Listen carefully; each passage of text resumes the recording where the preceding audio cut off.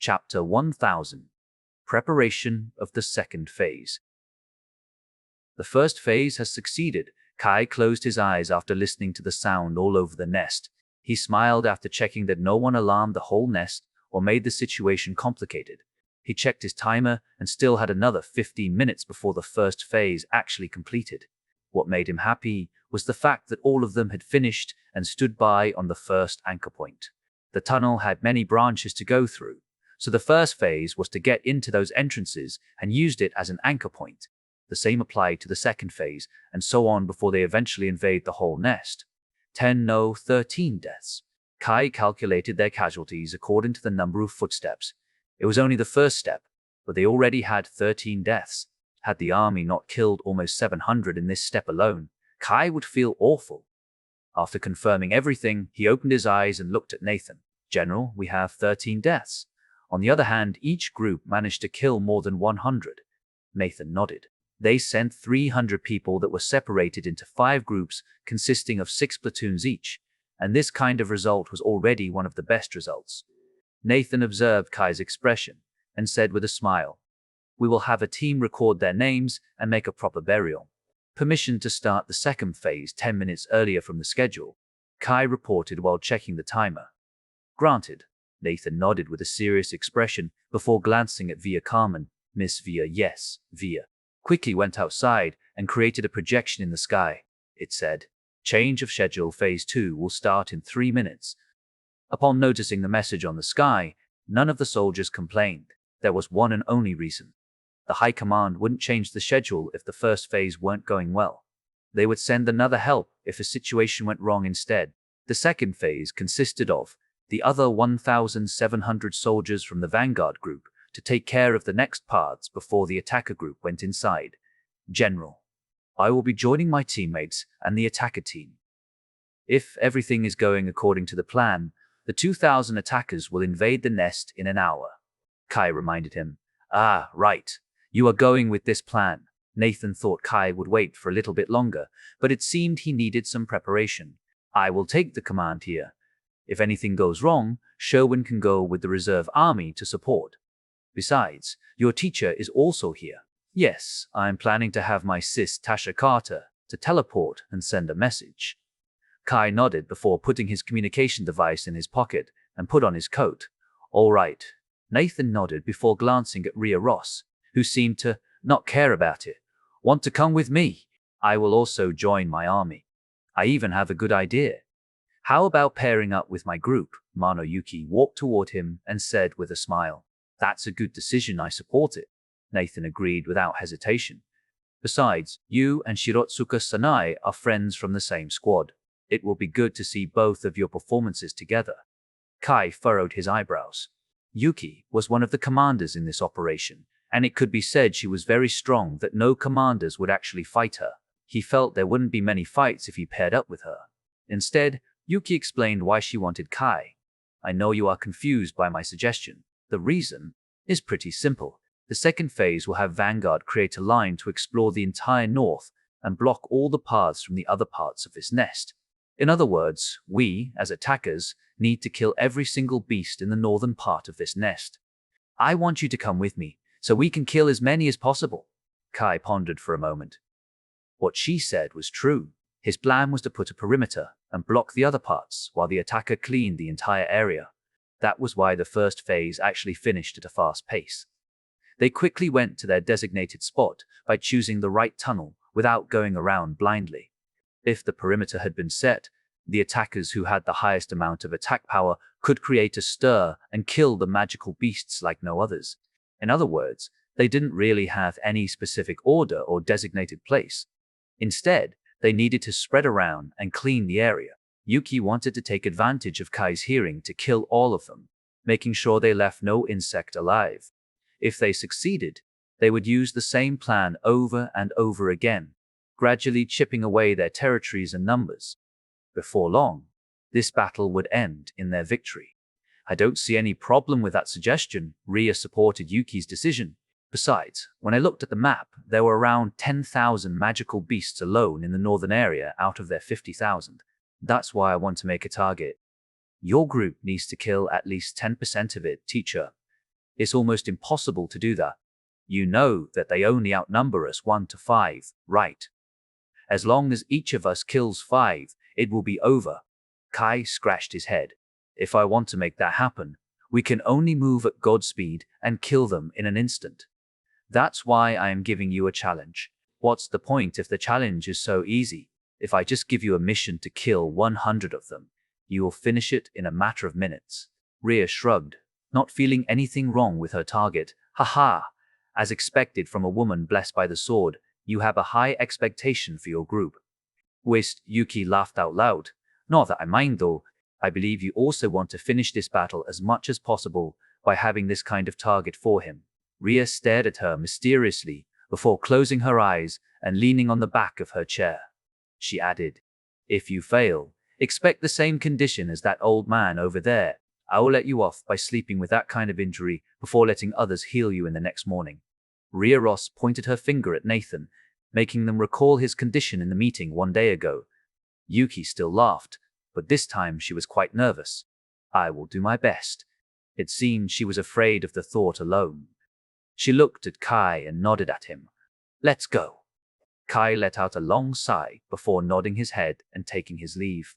Your teacher is? Yuki commented on the outside but didn't finish her words, afraid it would somehow go to Rhea. It's fine, Kai shrugged. Although I only trained for 1 year in the past, her ridiculous training helped me even now. Though the trauma is there, I am still thankful to her. She is the best teacher for me. Why don't you say it to her? Yuki smirked. No, I will refrain myself from doing that. Kai shook his head, slightly embarrassed. Anyway, we are going with the others and sweep the entire area within 6 hours. It's a long time for us. Yuki nodded. The narrow tunnels and small space give us an advantage because we don't need to fight more than 100 of them at a time. This decreases our casualties and improves our speed. Yeah. This is also why we only have 6,000 people instead of 20,000. Kai nodded. Indeed, in the open field, no matter how advantageous you are, you still need at last a third of their number unless you want to get swarmed. Yuki agreed as she had experienced all kinds of situations. Not long after, they met up with Michelle and the others, including Shirotsuka Sanae. Yeah, Sanae. I'm going with you guys. I will be bringing 4 of my people here. After saying those words, she left for a while before coming back with 3 females and 1 male. They are my current teammates. I think it will be better to know them first. Start from Adrian. Adrian, I am a vanguard, together with Yuki. I can kill or buy time in the front line. Feel free to ask me anything. A brown-haired guy nodded. I'm Mela, and the one beside me is Greta. We are the attacker here. If you want to kill a specific magical beast, ask us, and we will kill it even in the midst of the enemy. Of course, we can go back safely as well, unless 1,000 swarm us at the same time. A long blue-haired woman smiled and introduced the pink-haired woman beside her. I'm Nita, a vanguard as well, but knowing you, Kai Carter and Evan Young, I will handle the job of guarding Evan Young. I will make sure no magical beast will hurt him. A short black-haired girl puffed her chest. Unlike the other's fully endowed body, she was still lacking. But Kai could see her muscle behind her uniform, backing up her claim, Evan Young, a healer. Evan didn't need any other introductions as he was already famous, the same as Michelle, as she only said her own name, Michelle Graham, Kudo Ayaka Vanguard. After getting her new strength, Ayaka was more suited to be a vanguard, especially in this mission, Tasha Carter Attacker. I will just support you if there are any magical beasts that would hit you. I doubt it will happen so often though. Kai Carter. Kai also introduced his name alone because no way Yuki's teammates didn't know the strategist of this mission, Shirotsuka Sanae.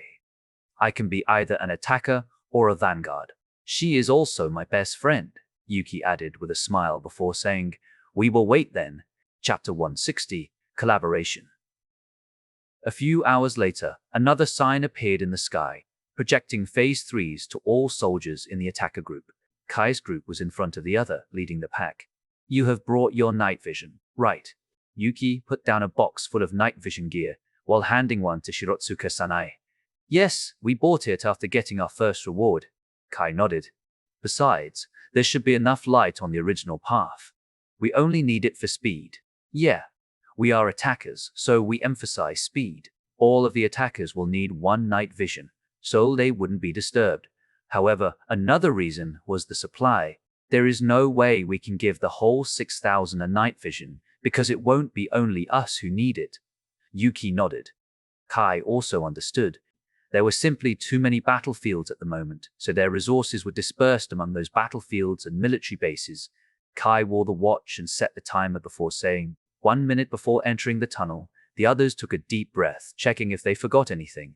The moment the counter reached 0, Yuki and the other commanders in charge of the attacker group, Enri, exchanged looks without saying anything. They also leaped to the entrance, followed by their own groups, including Kai's group.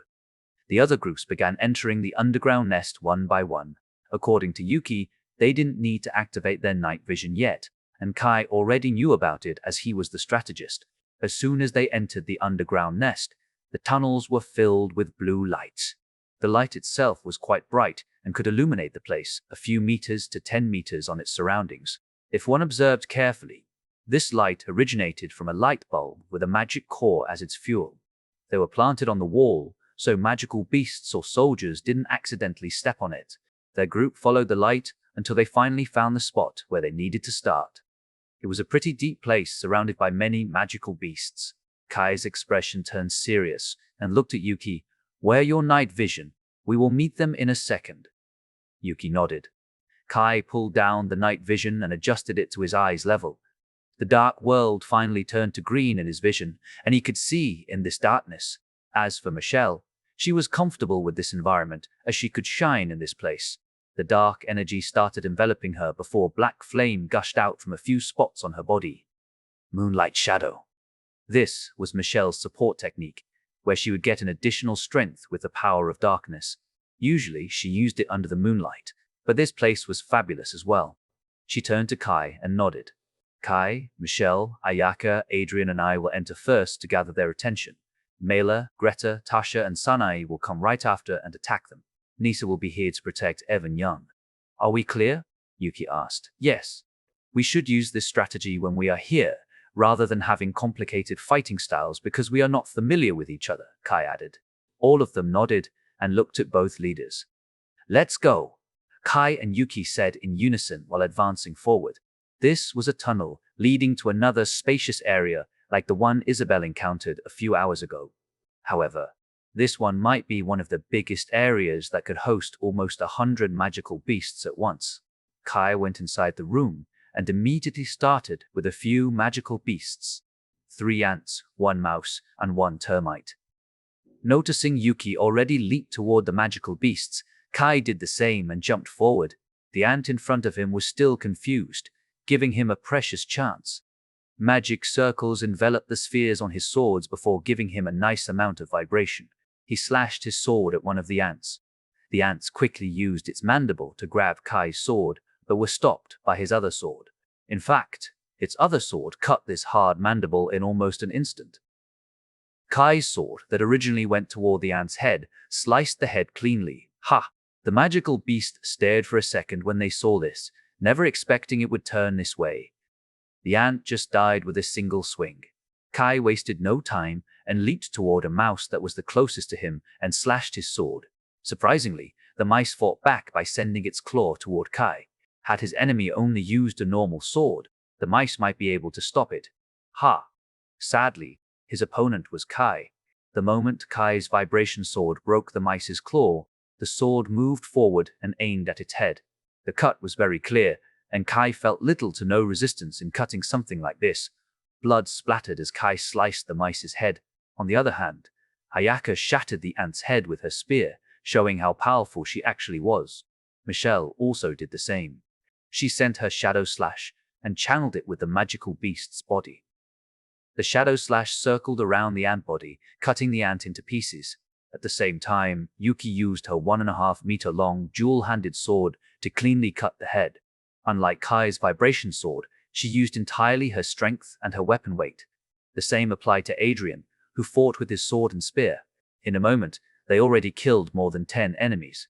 Scree, the ants let out a sound to alarm the colony in this room. More than 80 magical beasts didn't hesitate and charged at them. Kai and the others already knew their role. They leaped to the air before landing on top of the ant's head. The magical beasts swarmed at them, but all of them already killed the ants before jumping again to the center of the enemies. They were baiting them, so the next group would come. Lightning Piercer. A lightning arrow was released from the darkness and pierced an ant's head, creating a quiet hole and killing it almost instantly. The arrow became the signal that the others finally joined the battle. Shirotsuka Sanae arrived behind the magical beasts and released her star knives from the right and left. A green magic circle appeared on her star knives and boosted its speed and power with the wind. Bam!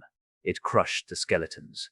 No matter if they were termites or ants, magic circles would appear again and again until they were shattered. At the same time, a few ants were also in the range of her swing.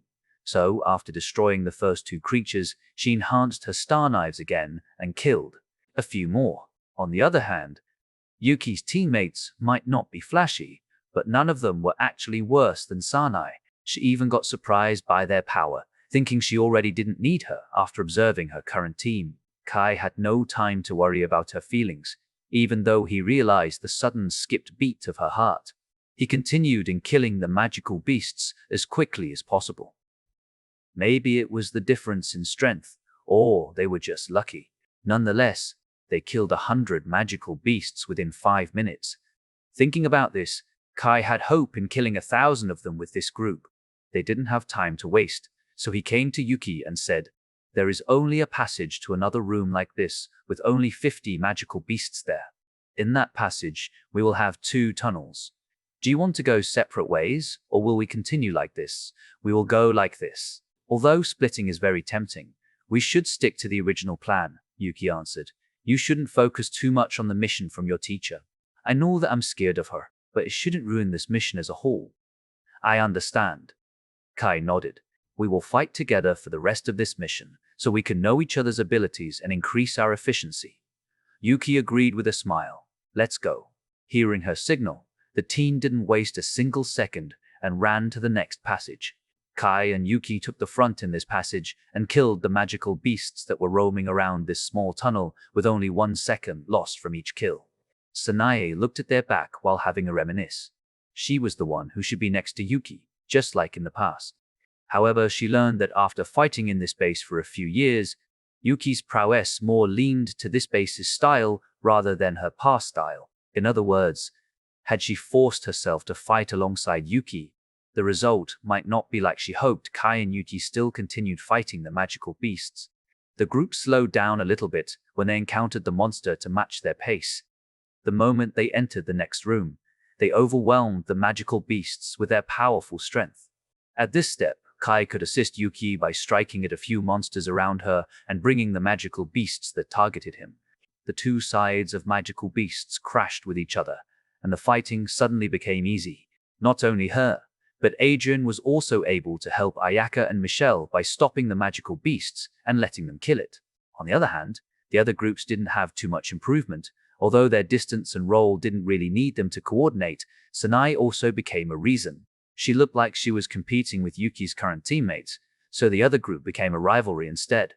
No one complained about this, because it was also good. Kai asked Tasha to watch them over, so they didn't trip and get into trouble. Chapter 133. Battle Style. Those two behind are B-rank magical beasts.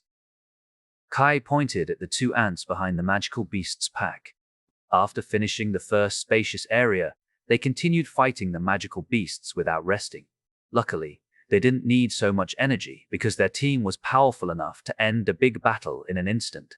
"You guys can take them on while we pave you guys the way." Yuki nodded and looked at the 2 ants that had bigger bodies than the rest. "Understood." Kai nodded before signaling Michelle to make the first move, Shadow Slash. Michelle sent 2 sword waves, cutting every single insect on its way and creating a quite big path for them. "We will take this path." Yuki smiled and nodded before charging forward, according to Michelle's part. The ant in front of her tried to bite her, but she simply dodged to the side and slashed her sword right on the joint that connected the head and the body. Scream. The ant managed to scream once before Yuki sent its head flying. Sanae also sent her 2 star knives to make sure no creatures could come close while they were approaching the ants. Kai furrowed his eyebrows when he looked at the 2 ants. They didn't have any different from normal ants other than their size, so he expected to kill them as quickly as possible. The problem would be whether he and Michelle fought them separately or hunted one of them first before going to the other. In the midst of his thought, Kai noticed the slight movement from the ant. It looked like the two ants would ram them as soon as they arrived. Thinking about it, Kai said, "Michelle, you take one of them. I will end the other one." "All right," Michelle nodded. "Want to see who is faster? Is your vibration sword or my shadow slash stronger?" Kai smiled. "Their body is not big, so my vibration sword is stronger. You won't know until we finish." Michelle snorted before locking her eyes on the left ant. There are only 3 ants left. "Get ready," Yuki shouted. Kai and Michelle nodded and clenched their swords tightly. Ha! To speed up the process, Yuki struck another one in front of her while Sanae took the 2 behind it. Bam! The one that Yuki killed fell to the ground while Sanae blasted the 2 against each other before Yuki appeared and struck both simultaneously. After killing the 3 magical beasts, Yuki moved to the left while Sanae moved to the right. They moved in sync and covered each other back. The reason they quickly changed their direction was to ensure that Kai and Ayaka didn't have any interference while fighting these 2 ants. However, Ayaka and the others also noticed their movement even though they didn't move together. As vanguards, Ayaka and Henry quickly helped Yuki and Sanae while Tasha, Mela, and Greta supported them. Nita, as Evan's bodyguard, also moved up a little bit to protect the attackers and Evan while they were supporting from the side. Seeing this situation, Kai and Michelle couldn't take their time. Kai's vibration sword was already activated on both swords. However, the ant suddenly showed something surprising. Even though it had a huge body, it suddenly accelerated to the point it had twice the normal ant's speed. The power, of course, didn't need to be mentioned. Unfortunately, their opponents this time were Kai and Michelle. Kai slashed down his sword at their mandible. The moment the 2 clashed, he noticed resistance from the mandible, which meant it was stronger than the normal ants. Yet, the hardness alone was still not comparable to Kai's sharpness. It slowly cut through the mandible and moved toward the head. At this time, the ant noticed the sword's strength and moved to the side, redirecting Kai's sword to the side. Kai lifted his eyebrows in surprise. Normal ants would be killed by now, but this stronger ant was still able to dodge with losing only its mandible. The cut piece of mandible flew away and grazed his upper right arm. It used its thin lag to push Kai away, but it was gone with a single wave of his sword. Kai landed on the ground and ran toward the bottom of the ant, slashing his sword at its body. The blood began flowing like crazy, and when he got past the ant, he leaped onto its back before doing the same thing. Kai injured it heavily before moving to its head, striking it from the back. The head flew off, and the body gradually crumbled to the ground. Kai, who just killed it, looked at Michelle and found out that she already finished her job a few seconds earlier than him. The smug on her face slightly irritated him, so he pointed at the other ants, telling her they still needed to kill the remaining magical beasts. Michelle shrugged and leaped forward to help Yuki while Kai went to Sanae. Without the 2 bigger ants, the other creatures died one by one. Fu. Kai took a deep breath after finishing the battle. This battle was also not like the battle in Cuba military base, where they needed to be extra careful so as to not let the enemy overwhelm them or hold their positions. This battle lets them attack and control the magical beasts, allowing Kai and the others to increase their speed. Kai fought like crazy, especially with his new vibration sword. He killed most of the magical beasts in a single slash because it cut them like butter. Tasha let him alone after they killed around 300 magical beasts, as there was no need to worry about him anymore. The same applied to Yuki, Sanae, and Michelle. Those 4 might be the strongest in this platoon. It was proved even further when Nita, who protected Evan, claimed that she never saw Yuki fight that freely. These 4 people combined into 2 groups.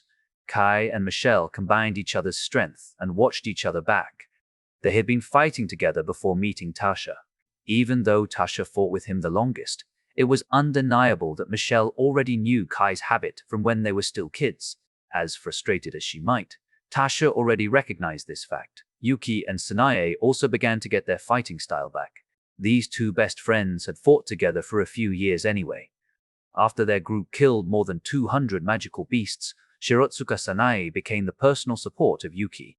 The sight was more insane than Kai and Michelle. Yuki charged every magical beast with her dual-handed sword. However, she also incorporated her new fighting style. If they were facing 300 magical beasts, she would fight them one-on-one 300 times rather than taking all of them at the same time. This technique required a high-speed movement to prevent any magical beasts from stopping her. At the same time, she should also kill the enemy with a single hit. Otherwise, the technique would be broken. Sanai adjusted her style and kept staying behind her. When Yuki charged at one enemy, she would use her star knives to injure or even kill the enemies nearby, preventing any magical beasts from interfering. Yuki also did the same. Every time a magical beast managed to slip Sanai's defense, she would protect her. Even all of Yuki's teammates could only shake their heads as they had lost this battle. When Yuki was with them, she prioritized the team fight over the individual fight. Only at this time, she was acting individually and killed faster than she usually would. In the end, her teammates only helped Ayaka and left these four alone. They took a third of the magical beasts, while those four also killed the rest. Ayaka's movement and judgment also surprised them. They never thought that the fragile spear could crush the insects' heads. Ayaka didn't tell the secret behind the spear, so they were not shocked too much. Yuki led the group while Kai gave the direction until they finally killed 700 magical beasts that Yuki ordered to rest for 5 minutes. Phew! Kai took a deep breath. Good work, Captain. Evan came to him and handed him a water bottle. As he couldn't help Kai in the front line, supporting and carrying the luggage was his main job this time. Thank you. Kai nodded, smiled, and took the bottle. He leaned on the wall and took a big gulp. Let me heal you. Evan nodded before healing 2 injuries on his hands. Looking at how many the magical beasts they fought, it was normal to have 1 or 2 injuries. For Kai, his injuries came from the big ant and another smaller ant. He thought he could let the ant injury him as long as it would take a faster time for him to kill it. His injuries could be tended by Evan anyway, so he could be a bit reckless. After healing him, he went to Yuki and Sanai, who also got light injuries. Yuki came to him afterward. Yo, how is it? If you're asking about my injury, it's fine. Kai paused for a moment and said, but if you are asking about our progress, we need to kill another 300 to finish the mission. Seeing there are still more than 4,000 magical beasts, we should be able to complete it. All right, Yuki nodded. This took slightly longer than they expected because of the complexity of this nest. They needed to go back and forth to clean them completely. We should be able to finish in 1 to 2 hours, more than 2 hours early than we expected. You can't say that because the fewer they are, the harder we can find. True enough, Yuki nodded. Chapter 1-4, third phase has finished. True enough. Yuki nodded. Anyway, I'm going to make a route for us first, said Kai, while listening to the footsteps around their position. Oh, we need to fight in an efficient way after all, unless you want us to fail, despite having so much advantage. Yuki grinned. I absolutely don't want to imagine what she will do to me later. Kai shook his head furiously. I will leave you first. Yuki smiled before stretching her hands to him, asking for the bottle in his hand. Kai already finished drinking, so he handed the bottle to her. Thank you. Seeing Yuki walk away, Kai closed his eyes and listened to his surroundings. No one could escape from his ears, especially the last 4,000 magical beasts around the area. They were currently in the north area of the underground nest, containing 10,000 magical beasts. The middle and south areas had around 25,000 and 50,000 magical beasts respectively. The complexity of the tunnels which were connecting with each other, the movement of the magical beasts, and the operation of humans were calculated in his mind. Each of them became a factor for Kai to create a good path, where they could continuously move to a new path where they found monsters. The 5-minute break turned into a 10-minute break as Kai finally broke his immersion and opened his eyes. The group that had been waiting for him since a few minutes ago stared at him, wondering if he had gotten the answer. Let's go. Kai smiled at them and pointed out the tunnel on their back. I will guide all of you. All of them took out their weapons instantly and nodded.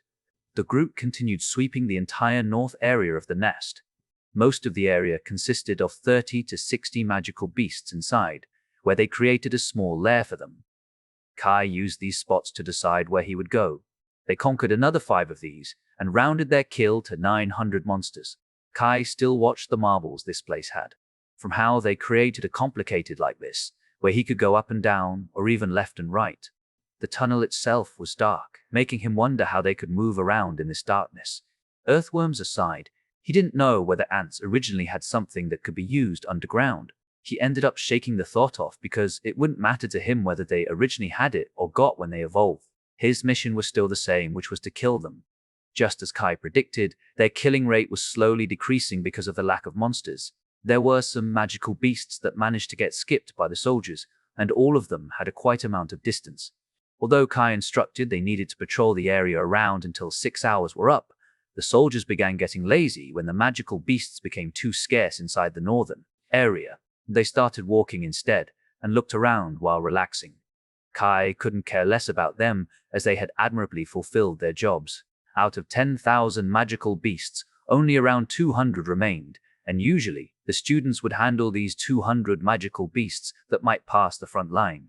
Unfortunately, there was no student that had a job like that.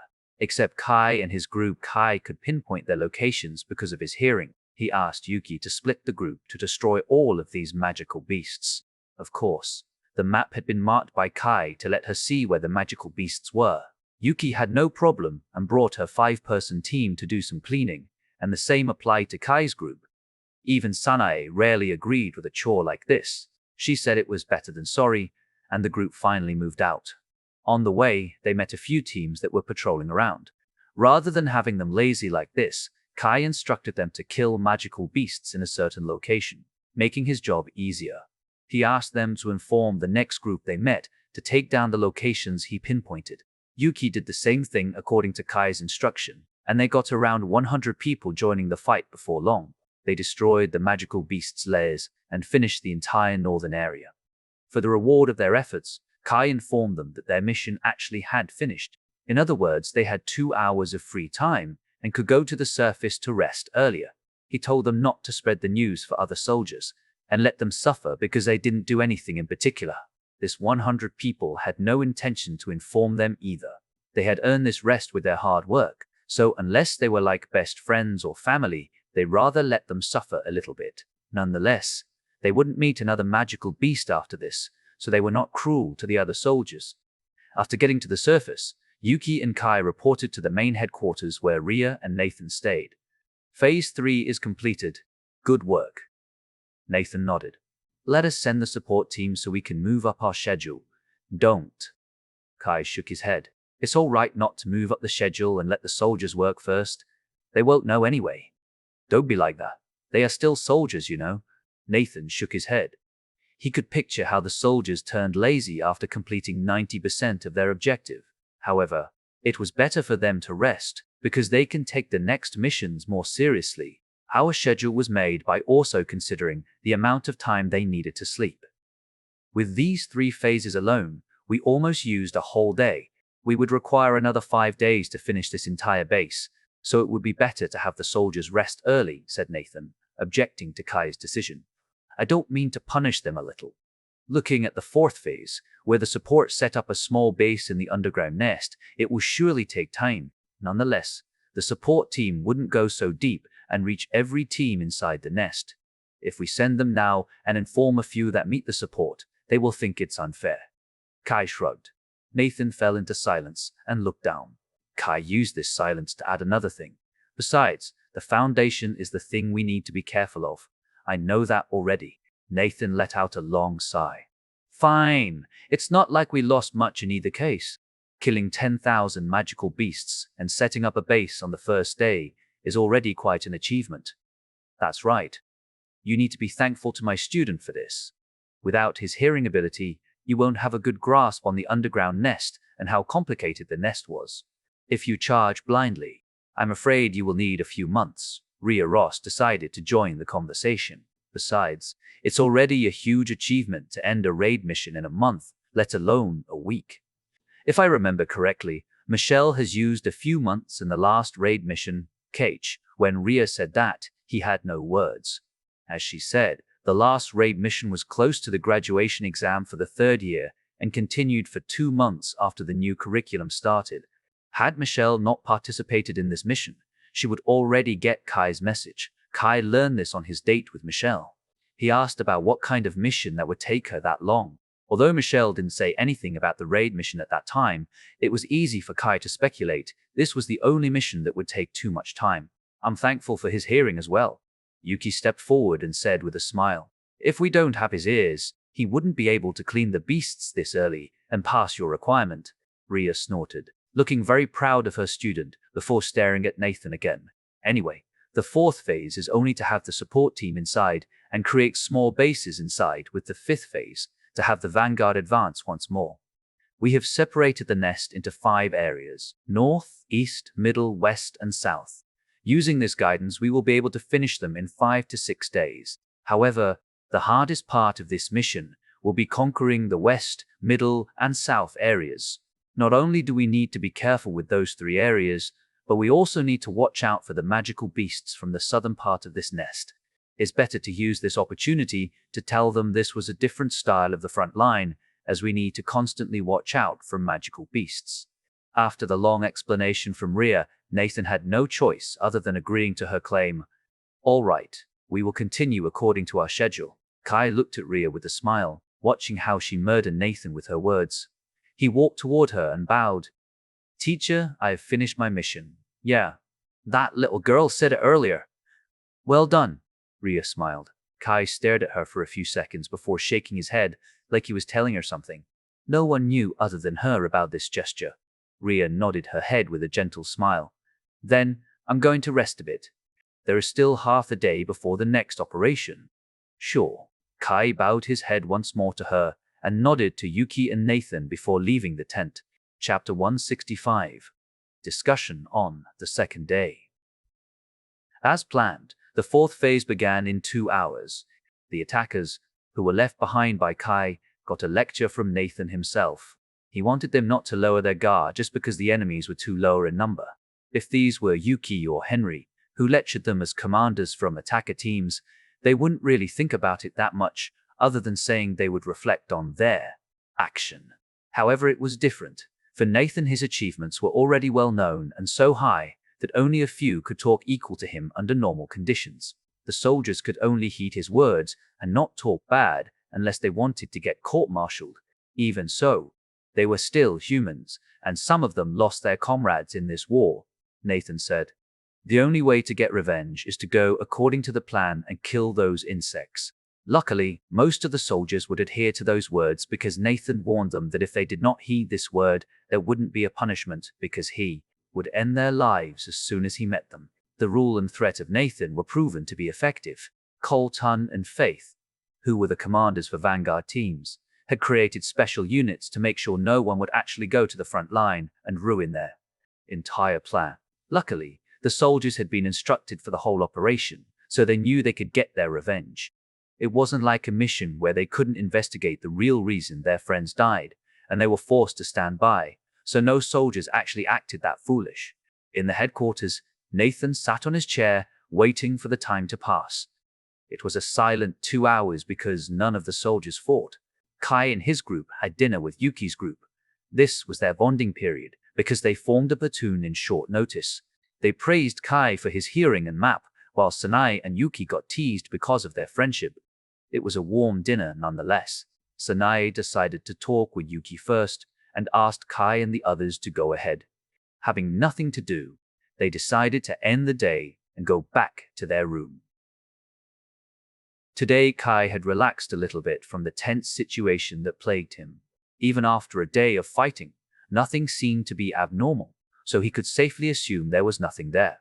He got a good sleep this time and woke up with a fresh mind. The others also woke up the same time as him, but he only told them he would meet them after finishing his matter in the headquarters. No one said anything to him and waited like yesterday. This matter was very important to him because the one who needed to ensure the entire operation was him. Nathan could only oversee everything from the surface, but couldn't check whether it went wrong or not. The moment Kai arrived, he was greeted by, "Vaya, good morning. How are you feeling right now?" Vaya asked with a smile. Kai took a glimpse of the room and found Nathan, Ria, Yuki, and even Henry waiting for him. He smiled at them before turning back to Vaya. "Yes, good morning. I had a good sleep last night, so I'm ready for today." Vaya nodded and stretched her hand to the others. Let's start the morning briefing. Yes, Kai nodded.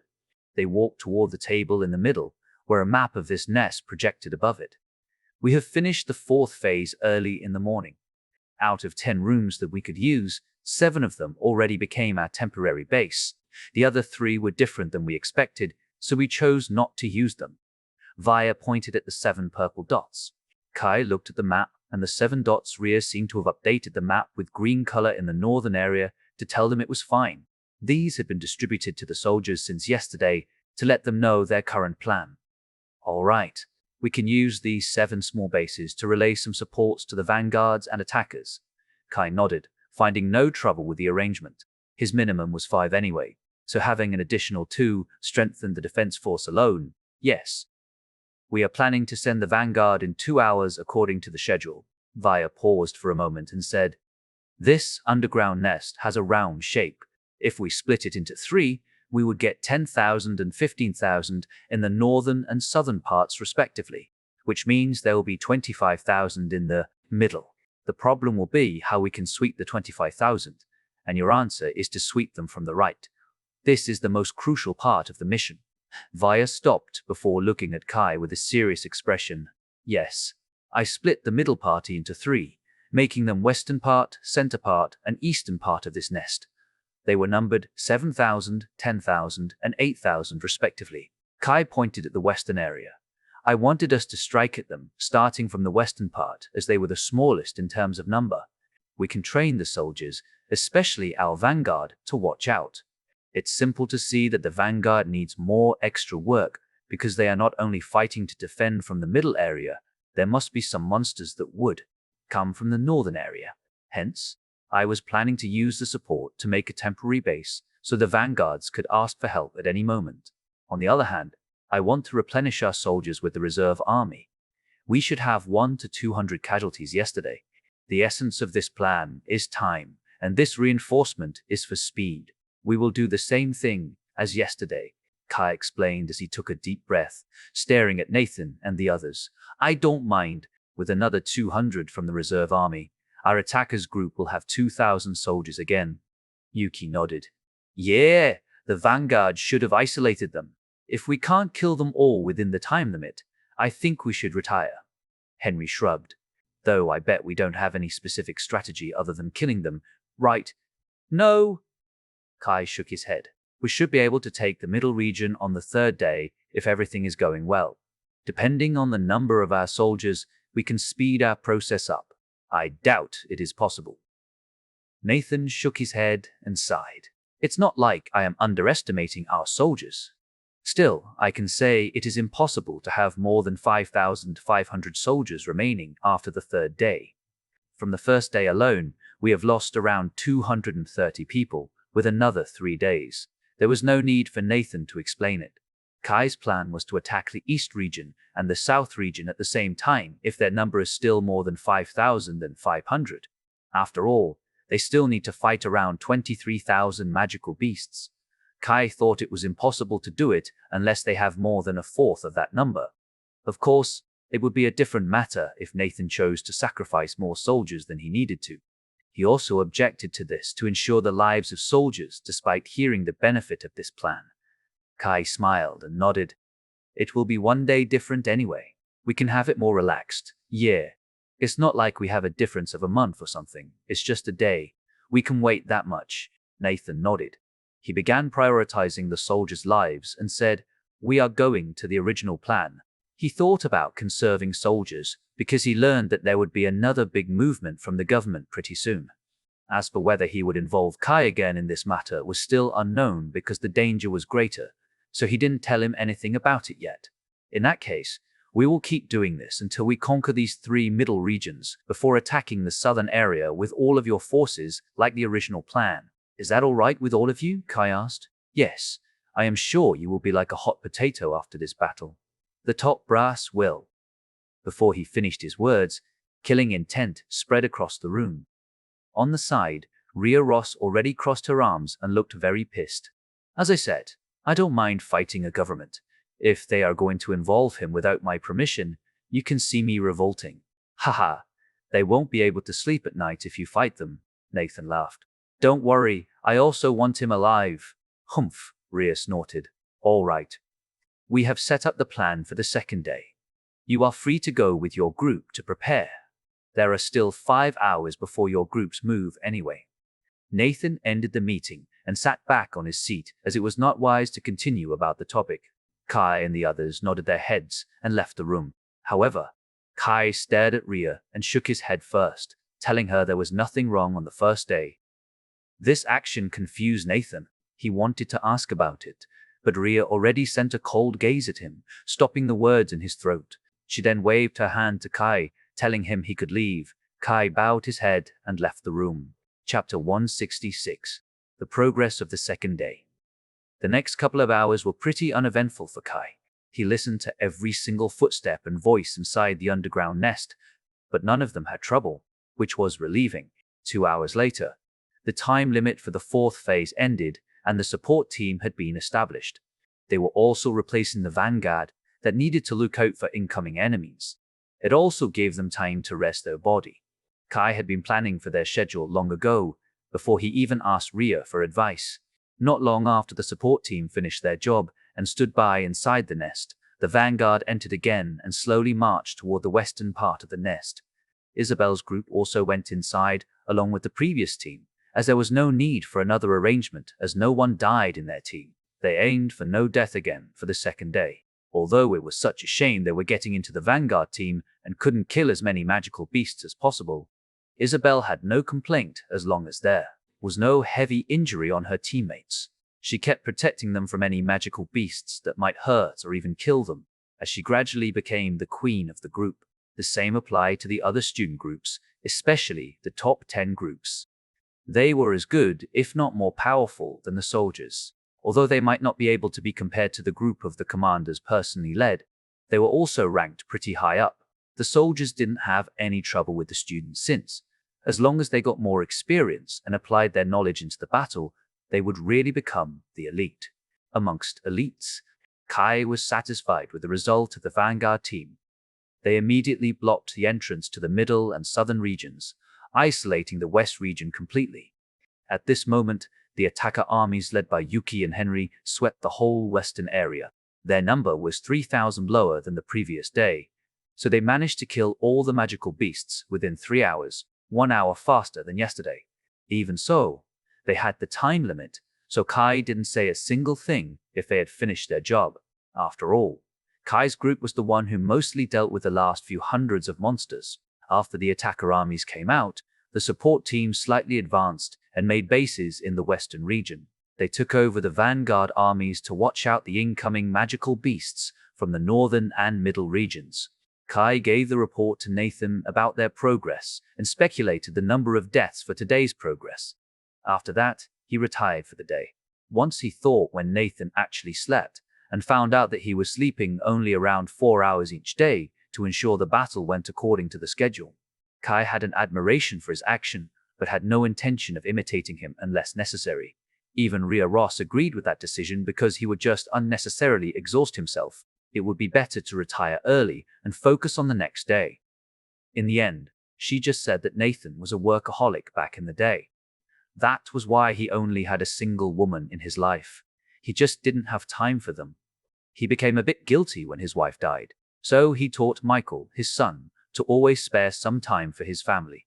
The third day came, and the soldiers became more energetic than yesterday. They didn't meet any resistance to their advancement and progressed very quickly. The normal raid mission would be one that lasted for a few months, and this was supposed to be a normal raid mission. Yet, they could finish the mission within a week. This short amount of time made all the soldiers happy. They could bury the deceased, get a holiday, and so on. At the same time, Nathan began spreading the rumor about Kai's existence. In the attacker army, this rumor blazed even further. "Hey, do you know that we have a student as the strategist of this mission?" a soldier asked as he just learned about it from the other group. "I heard it from another group." Another soldier nodded. "They said the student's name is Kai Carter." "That's right. From the information that I got recently, he was a sound magician. He is participating in this battle as well as a part of the attacker team. You should also put unorthodox behind it. After all, he was able to defeat Isabel Fisher, the #1 sniper in the magic school. I also heard about him. Another soldier joined the conversation. He is from United Asia and the fiancée of Michelle Graham, the only daughter of Graham family's head. Still, he made the map for this war and also took command of the Cuba War, where the magical beasts outnumbered them 5-1.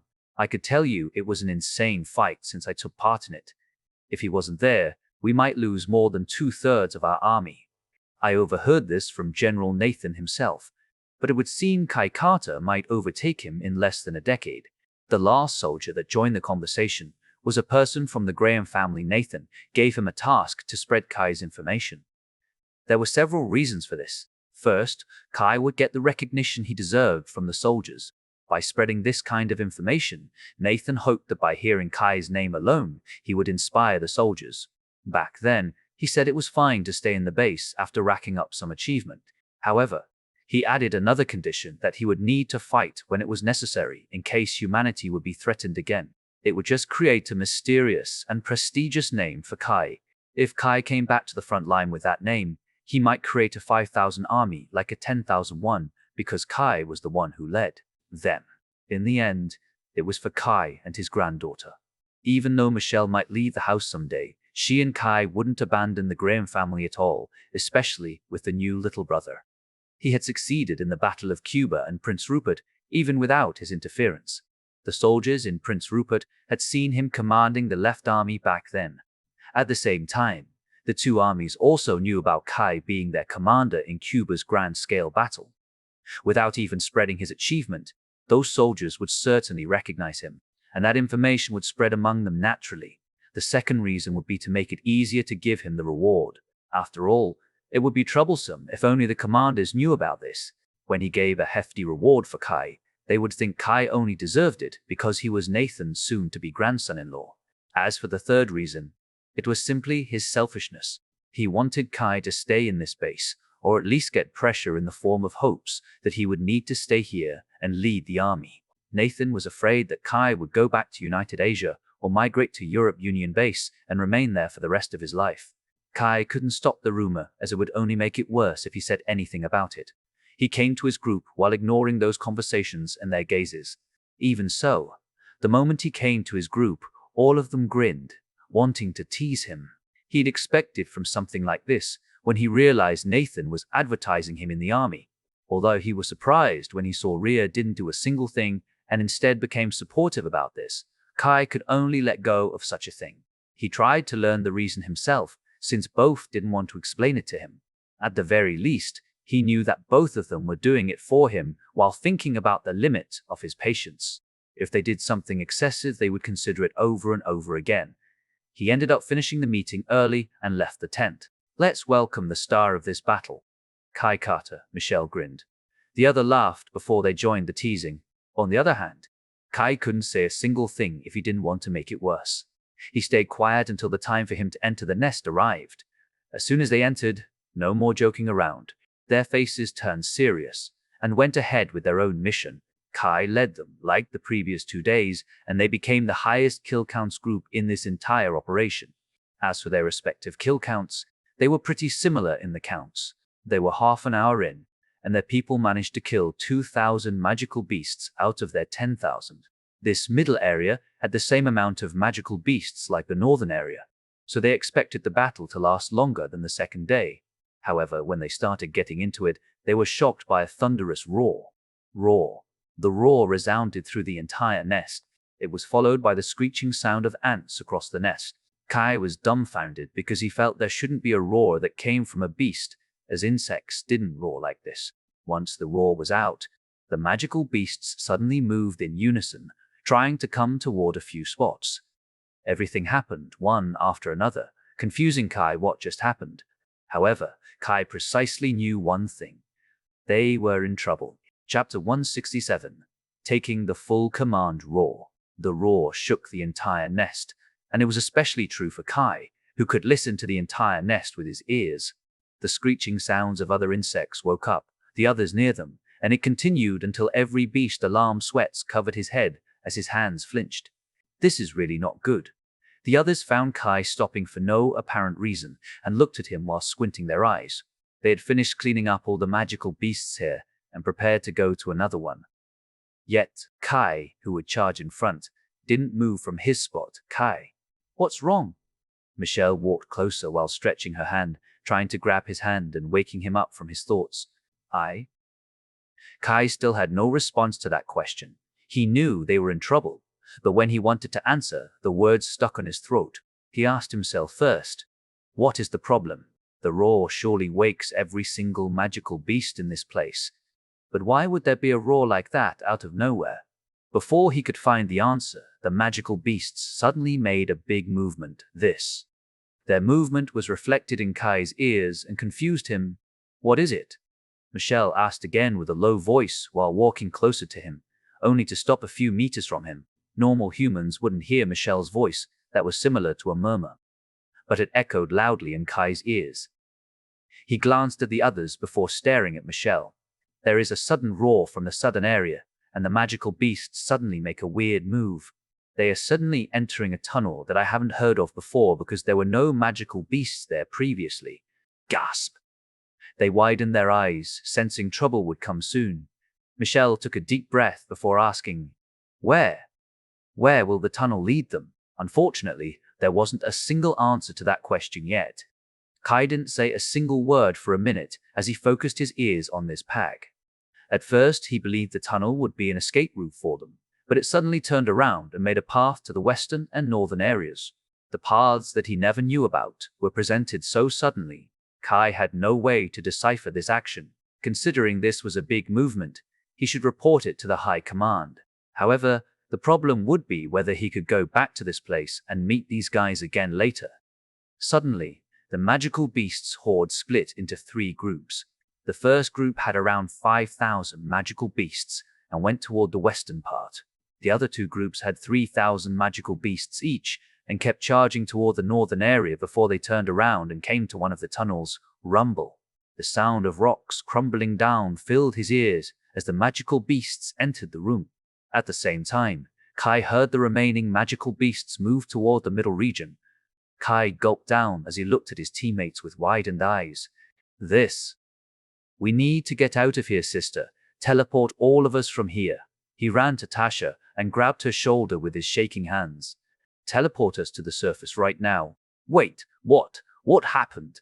Tasha grabbed his hands and stopped him. Kai, calm down first and tell us. We have no time. All 15,000 magical beasts from the northern area are going to attack us. Thud. The room fell into silence as none had the ability to speak at the moment. Their brain began processing the absurd information Kai just blurted out. A part of them wanted to believe it was not true, as they couldn't picture how the magical beasts suddenly moved that way. The other part couldn't help but trust the words from the one who could hear everything in this underground nest. Are you serious? Yes. Kai gritted his teeth. 5,000 are coming to the western region. There are 2 groups, 3,000 each, going to the northern area. The last 4,000 are coming toward this place. This place? Yuki furrowed her eyebrows, crossed her arms, and looked down. We have 2,000 attackers and 2,000 vanguard in this place. However, the support army is scattered around the northern and western areas, are they? No one was stupid enough not to realize something this simple. Yuki pointed her hand at Kai while looking at Tasha. Teleport him to the surface alone. All of you are going to stay with me in this place. Wait, we need to go out first. Kai clenched his fists. I can't abandon my duty as commanders. If you're going to bring your group to the surface, I will mind as well. Yuki shook her head. There are approximately 5,000 magical beasts in this place, while we're surrounded by the 4 directions by a total of 23,000. We still can hold on for a while by utilizing the tunnels around us, since they wouldn't be able to swarm us with 1,000 magical beasts at the same time. I am going to stay here, Michelle stated with a stern tone. Michelle Kai called her name out loud. Just like the warring tuber. He always prioritized his family over the soldiers, and this hadn't changed because he felt this was the right thing to do. If it would mean they were safe, Kai didn't mind sacrificing himself and other soldiers. Yet, Michelle rejected him. Kai, go to the surface and bring the reinforcement. If it's you, I'm sure you can resolve this situation. I will be waiting for you in this place, Michelle said while walking toward Tasha. That smile jolted Tasha's mind as her expression turned serious. Teleportation. A pink magic circle appeared beneath Kai's feet. Wait! His mind was full at the moment with this situation, making him unable to react to this magic circle. He quickly leaped, but still caught in the teleportation magic circle and disappeared. Are you sure about this? Tasha looked at Michelle. Yes. Kai will shine brighter when he is facing problems. I am sure you know about it as well. Michelle smiled lightly before looking at Ayaka, Evan, and Sanai with a guilty face. I'm sorry about this selfishness. I believe in him. Ayaka shook her head and replied, You guys are hopeless without me. We should create a small anchor point in this place and bring all those injured men to me. That way, we can hold on for a little longer. Evan nodded. I have gotten used to this. Still, we shouldn't separate our way with the group just to inform the others. It will be too risky at the moment. Sanai shrugged her shoulder as if she didn't care about this problem. As Evan said, we will make a small base in one of the planned locations. After that, Sanai and I will move around while you guys are protecting this base. We will then set up more defense to the surroundings and create a natural underground stronghold. Yuki nodded. We will probably need Alicia for this, but she is in the support group. Well, 4 commanders should be enough to create one, even if it will be sloppy. They nodded solemnly while clenching their hands. Yuki shouted, Let's go! The group began to move again. On the other hand, Kai fell to the layer of snow because of the sudden change of scenery. Before he could slam his hand, his rationality took over his mind as he stood up and leaped toward the base. There was no point lamenting about their action. He could only deal with it in his way. It took him a minute to travel 100 meters. Tasha had teleported him slightly toward the base, but she couldn't pinpoint their location, so he didn't need too much time to reach the base. Kai paid no heed of other soldiers and headed toward the headquarters. The emergency. We need to mobilize every single soldier right now, Kai shouted. What happened? The sudden shout startled everyone in the room as they narrowed their eyes. Maybe the snow had cooled his head down, so he managed to explain in a quick and simple way. We have been attacked by all magical beasts inside the nest. There are 6,000 attacking the support army in the northern area and will definitely go to the middle region. At the same time, there are 17,000 coming from the other 3 directions, while we still need to handle the 5,000 in the middle area. I need the authority to mobilize the reserve army. Granted, Ria Ross answered instead of Nathan. We have 800 people in the reserve army after replacing the dead soldiers. Nathan Sherwin can move immediately to lead the army. The original commander can have some soldiers to protect this base. Nathan glanced at Ria Ross for a second before nodding his head, giving him the confirmation as the highest command. He turned to Via and ordered, Code Red. Via stunned for a second before leaving the tent as quickly as possible. Code Red was the signal when the mission was in the emergency and on the verge of failure. There was no need to ask anything about his explanation. It was easy to see that they were trying to kill the support army first, before encircling the vanguard and attacker armies. If they couldn't break through this problem, their loss would be nothing but assured. Only one person would know how to break this process, and they were staring at that person, Kai. You have the highest command now. You can order everyone, including me, Nathan said with a serious face. Now, what is your order? Chapter 68, The Rescue Plan. Nathan said with a serious face. Kai, you have the highest command now. You can order everyone, including me. What is your order? With Nathan stepping down from his position, Kai needed to face the burden of the entire 6,000 people in this base. Even so, no anxiety or fear in his eyes. Instead, decisiveness and seriousness were planted on his face. He had a reason for this, as Michelle, Tasha, and Ayaka were still inside. Kai fell into deep thought for a minute. I have a plan. Let's hear it. Nathan smirked as he raised his hand as if he challenged him. We have 800 soldiers in the reserve army at the moment because of the resupply of soldiers for attacker armies. I'm going to split the soldiers into 4 groups. Kai paused for a moment as he walked toward the map while signaling Via to come closer. Via noticed that Kai wanted to use her ability and ran toward the map. She nodded and raised both of her hands to manipulate the map with her magic. I'm ready. Kai looked at the high-ranking people in this tent and said, Commander Kate, will have 100 soldiers to maintain the stability on the surface and protect the administration team if there will be an ambush. Yes, sir. Kate straightened her back and saluted to him before leaving the tent. She needed to pick the weakest soldiers from the reserve army to lessen the burden of those who would enter the underground nest, and this would take time. General Nathan and Vice General Sherwin will lead 200 soldiers each, and your targets are… Kai pointed at 2 spots before asking. Via to make a red dot and expand them. The magical beasts that were going for the support team in the northern area were split with 3,000 each, so Kai choosing this position was normal. You guys take 1 each. Remember, you will fight 3,000 with only 200. The risk is very high. If this is an open field, it will be hard. Sadly, this is an underground nest where we won't be surrounded as long as we have enough speed. We should be able to hold them back for 1 hour or so, Nathan snorted before glaring at Sherwin. Are you up to it? I'm someone who is more fit to be an attacker commander because of my attack power, so you can't underestimate my power. Sherwin nodded and pointed at one of the red dots. I will go with the right one. Then I will go to the left one. I might as well go to the left one since Alicia should still be alive. She is suited in this defensive battle, so I might rescue her and have her take command. Nathan then looked at Kai. What about you? Kai didn't answer him for a while as he stared at his teacher, Rhea Ross. He wants something from me. Rhea quickly understood his intention. Do you want me to go with you? No. Kai shook his head, confusing her. Yet he startled her with his next words. You might want me to bring you there.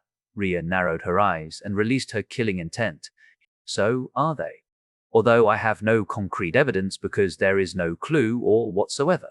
I have indeed heard a roar of a beast that shouldn't exist inside this place, causing every magical beast to suddenly move in unison and make this predicament. Kai also released his killing intent, hating whoever released that roar to the bone. I don't need concrete proof. As long as they might exist, I will go. Rhea nodded. What do you mean about this? Nathan looked at them, confused. It looked like these two knew something he didn't, but hid it from the leader of this mission, the Lost Children. I'm sure you already know that term, said Rhea in a cold tone. Gasp. Nathan opened his mouth in surprise as he looked at her stare that seemed to pierce his bones with chilling needles. Lost Children was the term for SS rank magical beasts. The children that had turned into magical beasts and escaped. That was why they were called Lost Children.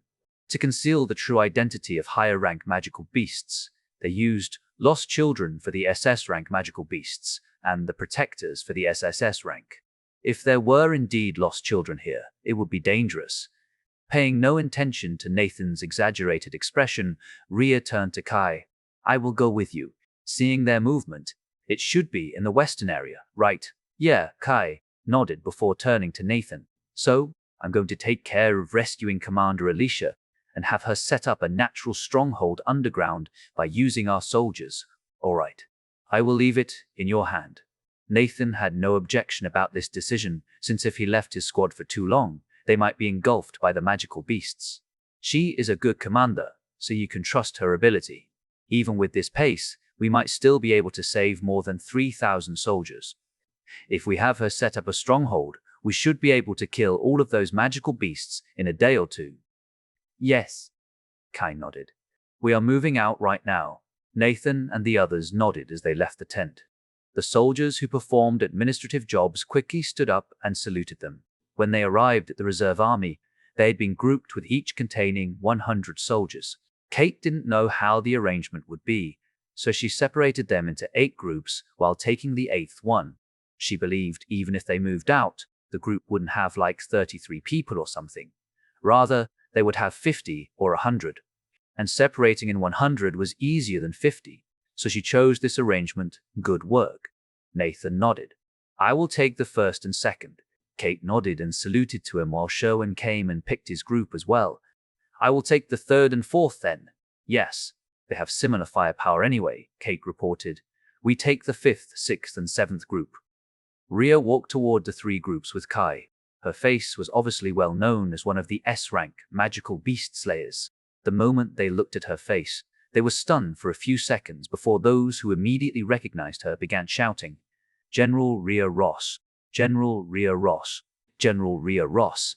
From the ranking alone, she had the same level as Nathan, but if the government needed to choose who would lead the army, they would absolutely choose her.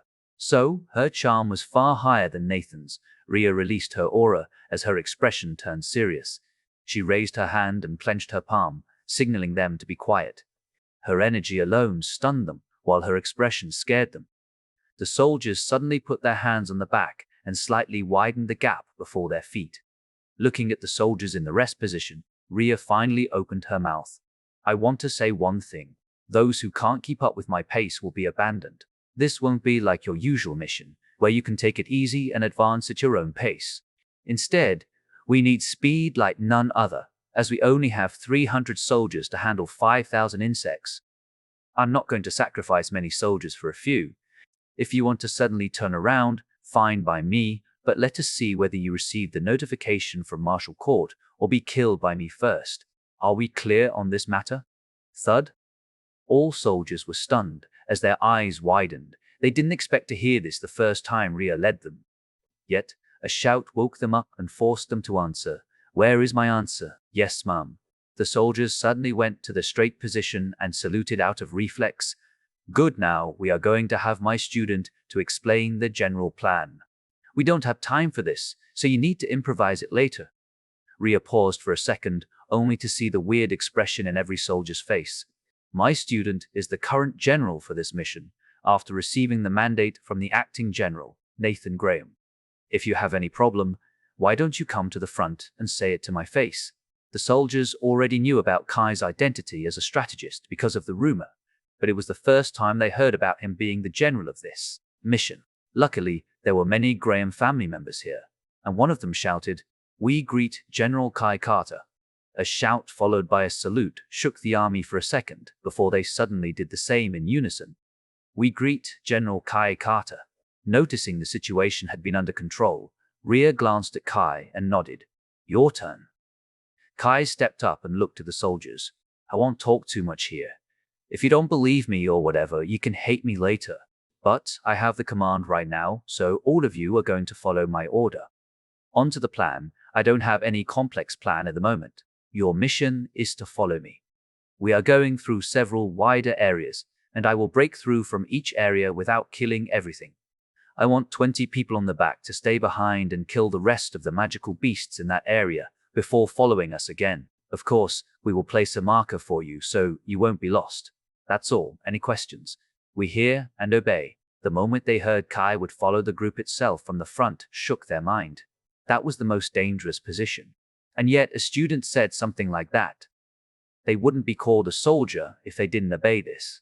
Rhea Ross was also there to ensure the plan, dispelling the last doubt in their heart. "Good, now, let's go." Kai nodded. Chapter 69. Student and teacher duo Kai and Rhea moved toward the underground nest's entrance, followed by Nathan and Sho, and Rhea halted her footsteps and turned around before shouting. "Remember, inside isn't spacious, so all of you can get a group of 10 to go together. Make sure you have a few meters distance with each group, so you will have a good space if magical beasts attack you." Nathan and Sho also warned their soldiers about this. They were waiting for Kai and Rhea Ross to enter first before they entered. The route might be different, but the entrance was the same. As long as they passed this, nothing would hold them back anymore. Listening to Rhea's words, Kai kept looking at the dim entrance. Although the soldiers had placed some lighting, it was still hard to see without a night vision. However, he didn't worry about this. Instead, he focused his ears to locate Michelle and the others. The sound of magical beasts overwhelmed his ears. The sound of soldiers' agony filled his heart. Yet, Kai had a hard time pinpointing their location because there was too much noise. "Don't worry, they are strong. If the push comes to shove, Tasha will certainly teleport everyone to the surface." Rhea came to him and tapped his shoulder. "Are you good to go?" "Of course, we are going to be at the front, right?" "Yeah, we need speed more than anything." Rhea nodded before raising both of her hands. A spark of white light appeared inside her hands before it gradually turned into spears. Kai looked at her and recalled her title, "The Woman Who Was Loved by Swords." To be honest, the title was slightly misleading. People normally considered a sword as a weapon with a long metal blade and a hilt with a handguard. However, There was also a part of the world that recognized the metal blade itself as a sword. Rhea Ross actually could use a spear, a glaive, a hammer, and so on. Her nickname derived from her usual habit of using swords, and this time, she wanted to increase her speed by using spears that had a longer reach. She might even throw it to kill a magical beast. Kai never experienced her spear as well, so he couldn't claim such a thing. But he would do that if he had a spear. The spear didn't have other colors except white like her swords. On top of the spear was a triangle blade that was quite wide and long. Knowing the monsters inside this nest, she must understand that she needed a bigger blade for her spear to kill them in a single strike. You should know why I'm using this, right? Just beware of my movement, Rhea smirked. Don't worry, I'm sure you won't hit me despite saying something like this. Kai shrugged. Can you give me a few spears? I may need it later. Sure. Rhea nodded and synthesized a few more spears and a holster for him. You should be fine in carrying these many. Kai nodded and took the 5 spears from her. He didn't forget to wear the holster and attach the spears behind him. These spears were for throwing purposes since he might need to use it later. His strength allowed him to penetrate the insect's skull and brought down the insect behind it. After finishing his preparation, he nodded to Rhea before glancing at Veer on the side. Via noticed his signal and projected the word "Go" in the sky, symbolizing the start of this rescue operation. The soldiers clenched their weapons and looked at Rhea and Kai. Both of them raised their weapons and entered the nest as the rest of the soldiers followed them, running with their full speed just to keep up with them. They didn't forget to plant a few lights according to the plan. The first part of this tunnel had no magical beasts, as they encountered some soldiers that had yet to be attacked by magical beasts. Kai and Rhea ignored them, as these soldiers would be absorbed into Nathan's or Sherwin's group. The soldiers under them also had no time to inform if they wanted to catch up with their bosses. As they were running through this dark tunnel, Kai said, "With our pace, we will meet a portion of magical beasts, which is Sir Nathan's job. After that, we need another 3 minutes before striking our target. Gee, we shall do a favor for that old man." Rhea clicked her tongue. They continued passing through the tunnels until they suddenly found a big room containing 10 ants. It would seem the ants just came through the tunnel on the other side, so the room wasn't filled yet. 3 ants are enough, Rhea Ross said as she already marked the necessary enemies that they needed to kill to break through them. With their speed, they only needed to deal with the one in front of her that was blocking their path. Kai, as her student, obviously knew which 3 ants. However, he found out that one of them was a bigger ant, like the one he encountered previously. But it would seem Rhea already targeted this ant as she said, "I will take the bigger one. You clear the other 2. Understood?" Kai nodded. He was also curious how Rhea wanted to kill this ant, so he proceeded with the ant that didn't take too long to end while glancing at Rhea a couple of times. Kai and Rhea arrived at their respective opponent. Kai met the first little one and slashed its head with his vibration sword before leaping toward the second ant. The distance between them allowed Kai to glance at Rhea before he suddenly widened his eyes. The giant ant plunged Rhea by crushing her with its mandible, but the latter had no problem in dodging this. She simply made the same move as Kai by piercing her spear on its stomach, continued running through the back, and created a long cut wound. She doesn't lower her speed. What is she going? Before Kai could finish his thought, Rhea Ross had gone past the ant as she jumped with her right foot and landed with the left foot. It was at this time she showed remarkable athleticism by spinning her body in the air and threw her spear toward the ant's head. The spear pierced through the ant's head. Meanwhile, Rhea jumped again with her left foot and spun her body back to face the front as she continued running forward. Kai was utterly speechless on how she could actually kill that giant ant without decreasing her speed even once. He suddenly heard a provocation coming from her. "Are 2 little ants too troublesome for you? Teach." Kai already arrived in front of the last opponent and didn't strike the ant from the front since he would decrease his speed. To match with Rhea, he needed to jump right beside the ant and spun his body while swinging his swords right on the head and its body, splitting the ant into 3. Even so, he still somehow decreased his speed, making a distance between him and Rhea. Rhea kept teasing him by matching her pace with him and smirking. "You still have a long way to go. How about getting a long-range attack? That one that makes my eyes vibrate isn't strong enough. I will try after this sound levitation thing." "Oh, you are still clinging on to that topic?" Rhea lifted her eyebrows. Do you have a clue or something to fix the problem? My only clue is to create a powerful sound wave that can boost me to the air. I might need to modify my sound insulation room magic for this, so only the energy would launch me to the sky, while the sound insulation magic dampened the sound. As for the levitation thing, I will have more chances to make this happen after the first stage. Kai nodded. I don't know much about your sound magic, so I can only say good luck. Rhea smiled. If you need any specific tools or whatever, just inform me about it. I will make one for you or arrange a few scientists to make one. Thank you, teacher. Kai nodded. On the other hand, the first 10 people that followed right behind these two were stunned. They had been watching how they killed the magical beasts without wasting a single movement this whole time. After they got accustomed to their speed, they began chatting while killing the magical beasts at that speed. The captain of this group couldn't help but say, "Are they monsters?" No. General Rhea has been considered as one since a decade ago. If he is really her student, then he must be one as well. You hear the idiom, right? Geniuses are attracting each other, said the soldier beside him while shaking his head. These 10 people only needed to follow them as this student-teacher duo blasted their way. After a while, they didn't find a single magical beast as they went past the northern area. Yet the group continued as nothing happened, and as Kai predicted earlier, they finally arrived at the western area and met the magical beasts there. Kai and Rhea were forced to stop their movement as they narrowed their eyes, glaring at the big magical beast in front. A 2-meter gray mouse glared at them with its red eyes. The claws on its feet or hands were sharp and long, as if it had the power to cut everything. If Kai and Rhea weren't careful, that claws might kill them. I will kill the mice with one shoot. You distract it for 10 seconds, Rhea said with a severe tone. Are you sure I might kill the mice before that? Kai smiled as he walked to the front. Do it if you can, Rhea smiled. Chapter 170. Killing another intelligent beast. Kai retracted both of his swords as he pulled the 2 spears on his back. The killing intent began emanating from his body as animal instinct took over him. He had experience in dealing with the intelligent magical beast, so it should be easy. The soldiers somehow managed to catch up with him. Kai said, Other soldiers will take care of the other magical beasts. I will handle that big mouse. Yes, sir.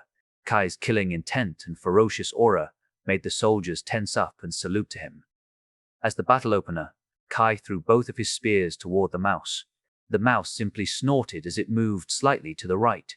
It pushed the magical beasts underneath him and crashed one to death before looking at Kai as if it didn't feel a single thing.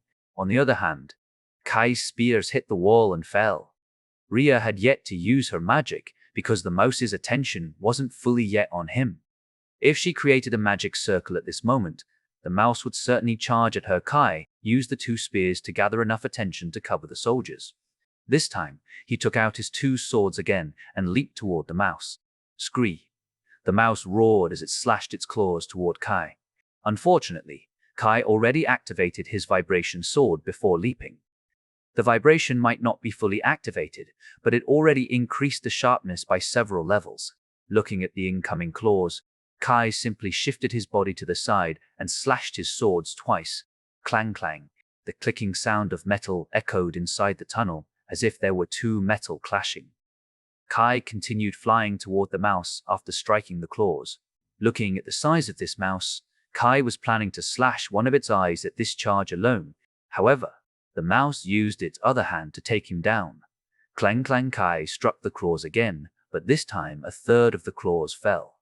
Kai's vibration sword was already at its maximum capacity and became capable of cutting hard claws like this. He still charged forward like a cannonball toward the mouse's head, but Kai suddenly clicked his tongue. Ch! He raised his left hand to the side and created a green magic circle. From the sound alone, he realized that the other hand that he struck earlier had come back to slap him. Bam! The loud sound resounded across the room as if it slammed a brick wall. Even so, Kai furrowed his eyebrows as he felt the numbness on his hand. The mouse didn't manage to break Kai's barrier, but it suddenly changed its movement. Instead of slapping Kai away, it was trying to push him against the wall. They were fighting inside a quite spacious room since the mouse's size barely fit inside the tunnel. It would be advantageous if they fought this mouse inside a small tunnel, since the mouse couldn't dodge them. However, they needed to kill it in one hit, since the mouse was powerful enough to run them down. Even Kai didn't have confidence in stopping its charge. Kai slowly pushed to the wall as the mouse pinned him down. Rhea noticed it was the time for her to make a move. She raised both of her hands as a green magic circle appeared beneath her feet. Another 2 magic circles flew out of this magic circle and stuck on her hands. She pulled her right hand as if she was drawing a bow. A giant white sword slowly appeared between this magic circle and gradually expanded. She still needed to charge this power for a while to reach its maximum power. On the other hand, Kai relied on his oscillation shield to prevent him from being squashed to death. He didn't have a panicked expression this whole time, as it had yet to reach that step. The mouse pushed a bit more, and the wall began to crack. Even though he was pinned on the wall, Kai still stood on his feet. He was challenging the gravity this whole time, and the force from the mouse let him do so. Suddenly, Kai's oscillation dissipated, and he jumped before the mouse squashed him. He landed on the mouse's hand before running through it with his sword, cutting the mouse. Scream! The mouse screamed in pain as it reached Kai with its other hand. Unfortunately, it was also Kai's trap. As soon as it arrived, Kai jumped onto the other hand and cut it again like the first one. This time, he continued toward its shoulder before arriving on its head. From this distance, he might be able to slash its eyes and penetrate the brain, killing the mouse before Rhea finished preparing her attack. However, the mouse suddenly turned around and opened its mouth. A blue light shone from the mouth. Kai raised his hand and created a magic circle. Oscillation shield. The mouse shot out a laser beam from its mouth toward Kai, but was still blocked by his shield. Even so, Kai couldn't move forward as the force behind this attack was stronger than he expected. He noticed it when he realized he got pushed back little by little. He retracted one of his swords and took out one of the spears. If he threw the spear on its feet, the mouse might probably lose its balance and allow Kai to kill it. Yet, it would be dangerous since this attack might be redirected to other people in this room. So, he changed his strategy by stabbing the spear deep at the spot he stood. As he predicted, the laser attack slightly disrupted a bit because of the pain. Using that advantage, Kai struck the spear with his sword, making the spear deeper. In fact, it somehow pierced through and fell to the ground. Although he was still showered with attacks, he felt that the energy was a bit disrupted, and the force behind it grew weaker. He marched forward little by little, but the mouse made another sudden movement. The mouse shook its body left and right, trying to get Kai out of his body. Kai furrowed his eyebrows and stuck on the mouse by hanging on the sword that he pierced on the mouse. Yet the mouse slapped Kai again. Kai was able to stop one of its hands, but the moment another one came to his way, he had no choice other than to let go. His right hand was grabbing his sword, while his left hand blocked the first hand. He had nothing to block the next hand, so he decided to let go and jump. In midair, Kai couldn't dodge. This was the real purpose of the mouse. It might have gotten injured heavily by Kai, but it thought he could win as long as Kai died. The mouse opened its mouth again and shot out another attack. Oscillation shield. Raising his shield once again, Kai managed to escape this attack unharmed. However, the continuity of this attack pushed him back against the wall. Bam! The mouse wasn't planning to let Kai go this time, as it continued pinning him down until the shield broke. Sadly, the mouse didn't know that inside a tunnel below Kai, Rhea had finished her preparation. She had been waiting for a long time since she noticed that the mouse had a speed to avoid Kai's strike. The moment the mouse had full attention on Kai and wouldn't have the time to react to her attack was the time she made a move. Rhea was still in the same position as if she pulled a bowstring, but she drew a huge sword instead of an arrow. This white sword had a 4-meter length and made Rhea look small. The width of this sword alone was half of her height. She aimed the sword toward the spot below the neck, thinking it was the weakest point as it shot out that beam from its mouth, God's killing arrow. The sword flew at high speed and created a giant hole without anyone noticing. Kai could hear her attacking, but this blinding light that pinned him down was too bright to allow him to see what just happened. And suddenly, the light dissipated as the mouse died and fell to the ground. Kai didn't notice the wound on the mouse, but he saw a deep vertical hole on the wall behind the mouse. According to his ears, the attack managed to pierce 50 meters inside the wall. This is a limestone cave, right? Kai couldn't help but ask himself. Even Michelle can't create such a deep hole. As expected, she is a monster. though it wouldn't be that useful in close combat because of the time she needed to charge that attack. Knowing her personality, she might shoot it from afar and kill her enemy with this alone. Kai answered the doubt in his heart. He landed on the ground and turned to Rhea while the latter smirked. I win, boy. I don't have anything to let me move in the air. If I have one, the mouse won't be able to hold for a minute. Just wait until I finish my sound levitation technique. Kai snorted. You're just using an excuse. In the war, no one will wait for you to create magic to counter them. Rhea shrugged. Do I look like a guy who will say that to my enemy? Kai said with a poker face. No way. I will whack your butt if you do something so foolish. For example, I can whack your butt with some needles in my palm. Don't worry. You won't die since we will use the simulation room. Rhea smiled evilly. I won't meet you again for the rest of my life if you do that. Kai rolled his eyes away. Anyway, we need to move forward and pick up the pace again. Sure. Chapter 1 Pawn. Another Protector's appearance. Kai and Rhea picked up their pace again. According to Kai, they were going toward the boss, or that was what he could perceive with the sound. The one that controlled the roar was in this place, and they needed to quickly kill it, hoping the magical beasts would be scattered to make it easier to kill. We need to pass another room after this. The boss will be in the room after that, Kai informed. Rhea nodded and halted her step before turning back to the group behind them. 30 of you are going with us to clear the other magical beasts around the mastermind. I want you a few more groups to stand by behind us while the rest will spread around the area. Make it a chain signal, understood. The captain from the first group nodded his head before ordering one of his subordinates. The chain signal in her mouth was more to the military way of message relay. It was similar to a relay race, where the one person in the first group waited for the second group. Heshi would relay the message to the second group and move together. At the same time, one person from the second group did the same and waited for the third group. It would continue until there was no more group behind them.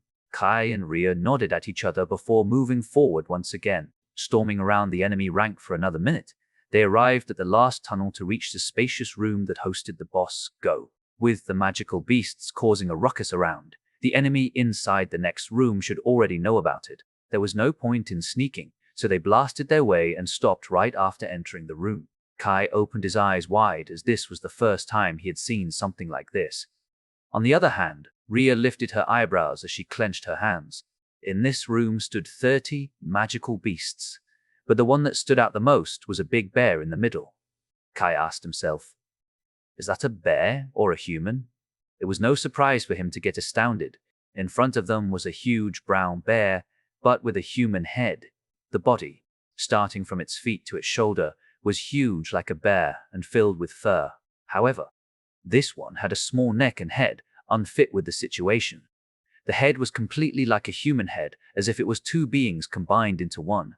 To think there are two moles that managed to get here. As expected from the Protector, they have truly used me, but when I don't think I regret it. The half-human, half-bear said with human speech. His eyes locked at Rhea before sending his killing intent. After all, I can see the one that created this cursed power. Teacher, is this it? Kai looked at this monster with a cold gaze. He couldn't help but shudder at the possibility of his children later. If they had such an appearance, he might not be able to say he loves them. Luckily, Rhea's medicine prevented this from happening. He is indeed one of the SS-rank magical beasts. I have read his information, and it seems he fused with a grizzly bear. Rhea nodded before she turned to the monster again after realizing something wrong. What do you mean by the Protector? Of course, he means me. Suddenly, a voice resounded through the room before a sea magical beast that wasn't supposed to be here made its appearance. Kai and Rhea clenched their swords, staring at this new magical beast. It looked like a seahorse, but with 2 hands and 2 feet, as if it were a human. The pointed mouth let out a human voice that made them alarmed. At the same time, the bear person stared at this seahorse with a cold gaze, recalling a certain matter a few months ago. 2 months ago, he was lazing in this place since outside would be cold soon. However, everything suddenly changed when this so-called Protector stormed inside this nest. Bam, bam, bam. No magical beasts attacked him, as they considered them as an ally. However, the one that guarded his room outside was hostile according to this bear person instruction. Yet, They were brutally killed by the seahorse. Even one of them was squashed to death by water spurted from that pointed mouth. Who are you? The bear person looked at the magical beast that instantly died before glaring at the protector.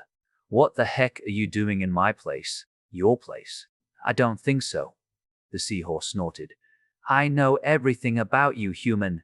Eric is your name, and you have failed in assimilating with bear blood and become a monster. Shut up. The moment he turned into something like this, his family quickly abandoned him, and those people from the laboratory treated him as a monster instead of a human being. Fed up by their treatment, all those failed subjects gathered together and escaped from the laboratory. They were then separated as to prevent being locked up by the government. All those treatments made him sick to be called a monster. I don't say anything wrong. A human being or a magical beast? You are neither of them. What are you other than a monster? The seahorse snorted. You bastard. He leaped toward the seahorse and slapped it with his powerful arm.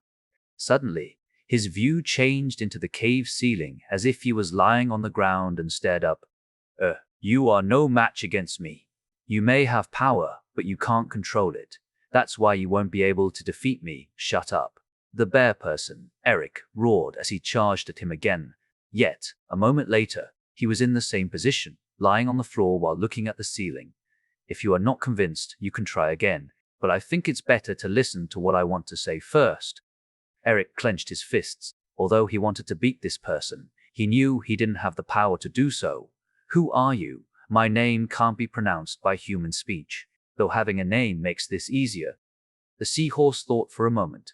All right, you may call me Ra. I'm known as the Earth Protector, or if you are going with the scaling of a magical beast, you are an SS rank magical beast, while I'm SSS rank magical beast.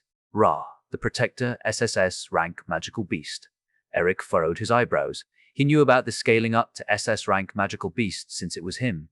There were many questions in his mind, but there was one important question he needed to ask first. What is your purpose coming here? There shouldn't be anyone who knows about me being here. The seahorse shook his head. There is someone who knows your location and sent me here.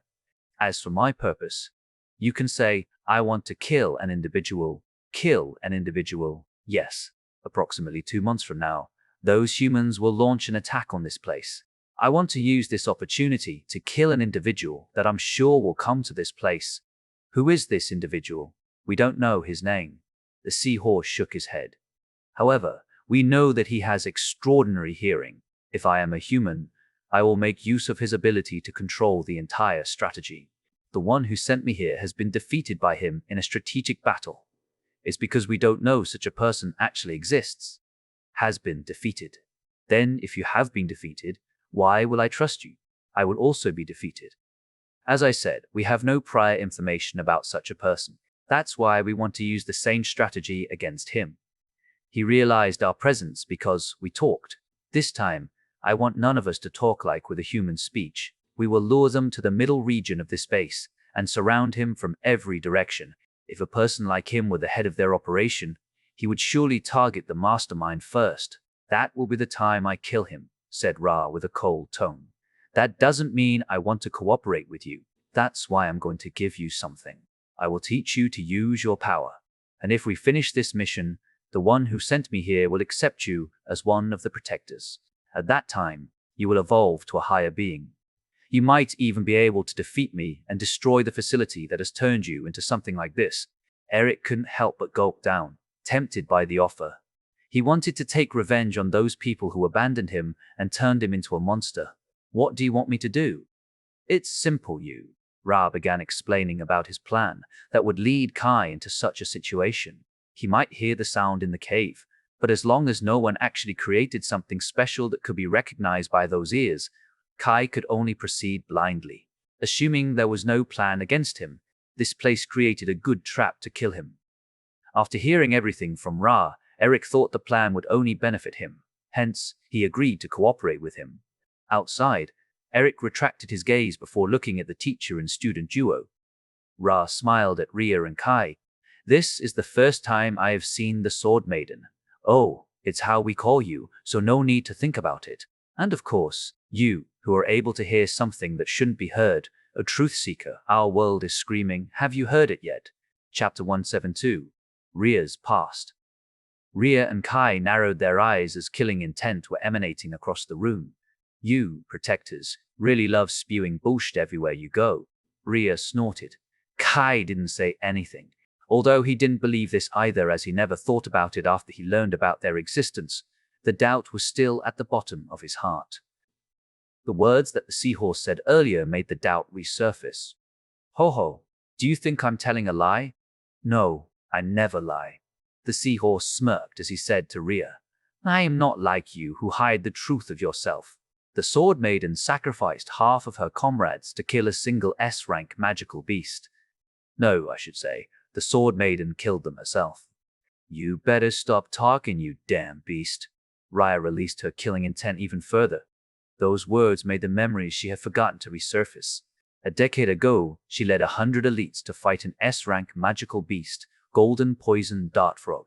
That battle was necessary because it was in Colombia, a place they needed to secure to take over Southern America.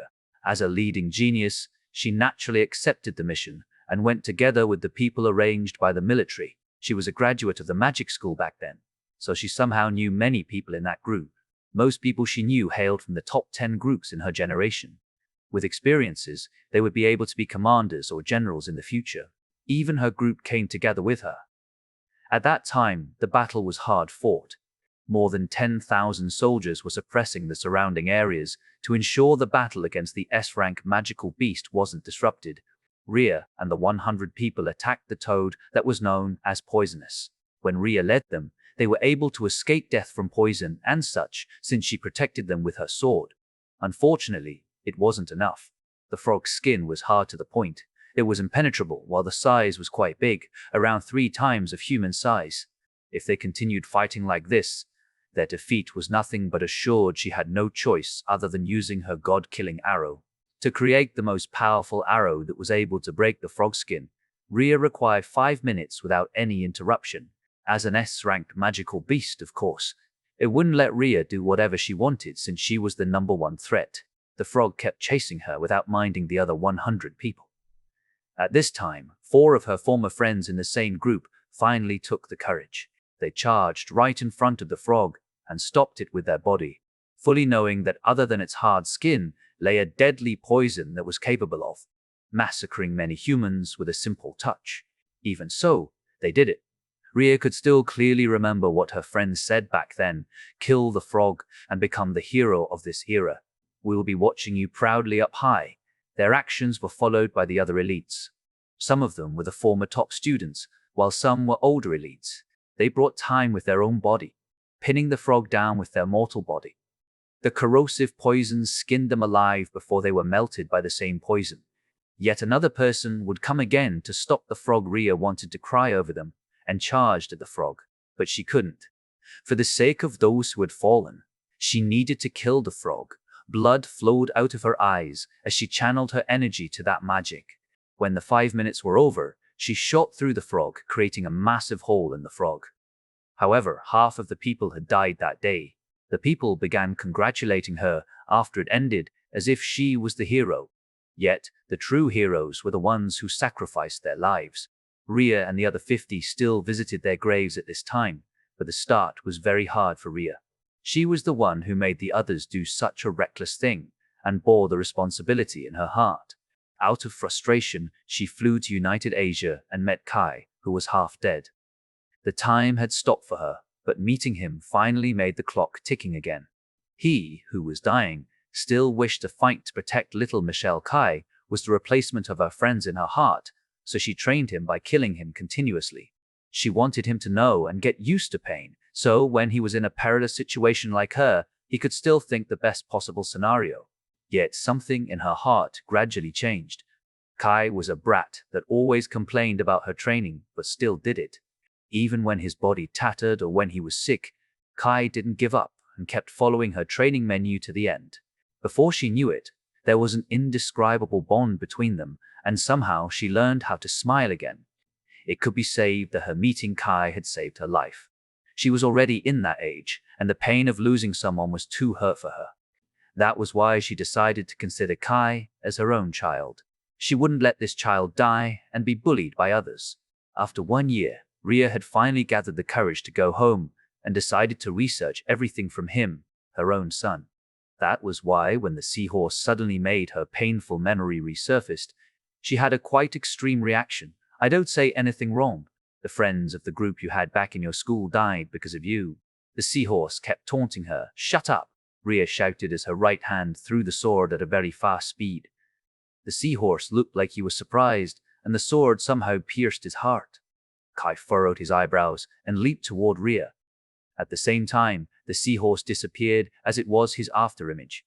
The real one had moved slightly to the left and spurt out high-pressure water. Rhea gritted her teeth and summoned a big sword from the ground. The big sword appeared in front of her as its purpose was to block this water. Suddenly, crack. The sword cracked with only a single blast of this water before it was shattered with the sheer pressure. The water kept charging toward Rhea Ross and almost hit her hard. At the same time, a shadow appeared in front of her and blocked this water with his shield. Kai. Rhea's body shook for a second, realizing the person in front of her. Kai wanted to say something, but he noticed that his barrier also cracked. Hence, he grabbed Rhea's waist and leaped to the side. Without any shield blocking the water, it hit the wall and somehow made a crater. Kai glanced at it for a second and thought, "This guy is no joke." "Kai, you." Rhea stretched her hand, but her body suddenly jolted by pain coming from her cheek. Before she knew it, she had already crashed into a wall. "You, that feels nice." Kai nodded as he glanced at Rhea, who gradually came out of the wall and regained her composure. He then turned to the magical beast and snorted. "I have heard about her past. However, I also need to thank them at least once, considering without their sacrifice, my teacher wouldn't go to United Asia and I won't be able to survive. As she supports me, I will also support her, even if that means I will fight her memory and have her hate me for life." "You!" Rhea wanted to say something, but the words stuck on her throat. Kai simply said, "What? The fact that I can punch you so easily is the proof you are distracted. My teacher is not that weak. She's a psycho that can kill a child, a woman who cares nothing about strangers' words, but she is also the greatest teacher that I respect from the bottom of my heart." Rhea clenched her hands and bit her lips. Her body was shaking uncontrollably as she thought, "What am I doing?" She walked to Kai and apologized. "Sorry, to think it bothered me that much. I thought I'd come to terms with it." "Gee." The seahorse clicked his tongue. He wanted to sow discord to make this easier, but it proved to be ineffective. "I will take care of the bear for you. Master can deal with the protector," said Kai while staring at the bear person, thinking the situation was finally on his side. "After all, he is the same as me." His answer came in the form of magic. Execution room. Suddenly, a white line appeared from Rhea's right foot, circling around the entire room and returning to her right foot. After that, another 4 white lines appeared with the same patterns. She shouted, "Soldiers, pay no heed about the other magical beasts. Go to the next room and proceed onward if you don't want to die here." Although they didn't understand the reasons, they quickly escaped from the magical beasts in front of them and charged at the next tunnel. Of course, the magical beasts tried to stop them, but Rhea simply raised her sword and slashed it down to the right. Suddenly, a white shockwave charged, following the white line and slashed a magical beast that tried to chase the soldiers. The seahorse and the bear were shocked for a second as they heard Rhea continuing, "Now, you shitty horse, I will let you know what will happen if you have awakened me." Chapter 73. 2 verses 2. "Now, I will let you see what it means to anger me." Rhea smirked evilly while releasing her killing intent. On the other hand, Kai glimpsed of her expression and nodded his head, knowing there was no need to worry about her again. He then turned to the 2 enemies in front of him and realized that all soldiers had gone inside the next tunnel. Rhea glanced at him once, and Kai knew it was the time to move as he disappeared from the spot. It took an instant for the Ra to understand Kai's aim and shouted to Eric, "Go to the next tunnel and kill all those soldiers." Eric immediately turned around and saw many magical beasts moving toward the tunnel behind them. They swarmed that small tunnel completely, but a flash of light appeared in the middle of the swarm, and a small shockwave occurred. Many insect parts were blasted and scattered as a small figure appeared from that swarm, holding his 2 swords and looking down on Eric. SSS rank magical beasts. SS rank magical beasts. What do you think makes you more dangerous? Rhea gazed coldly. Your power might not necessarily be the same as an S-rank magical beast.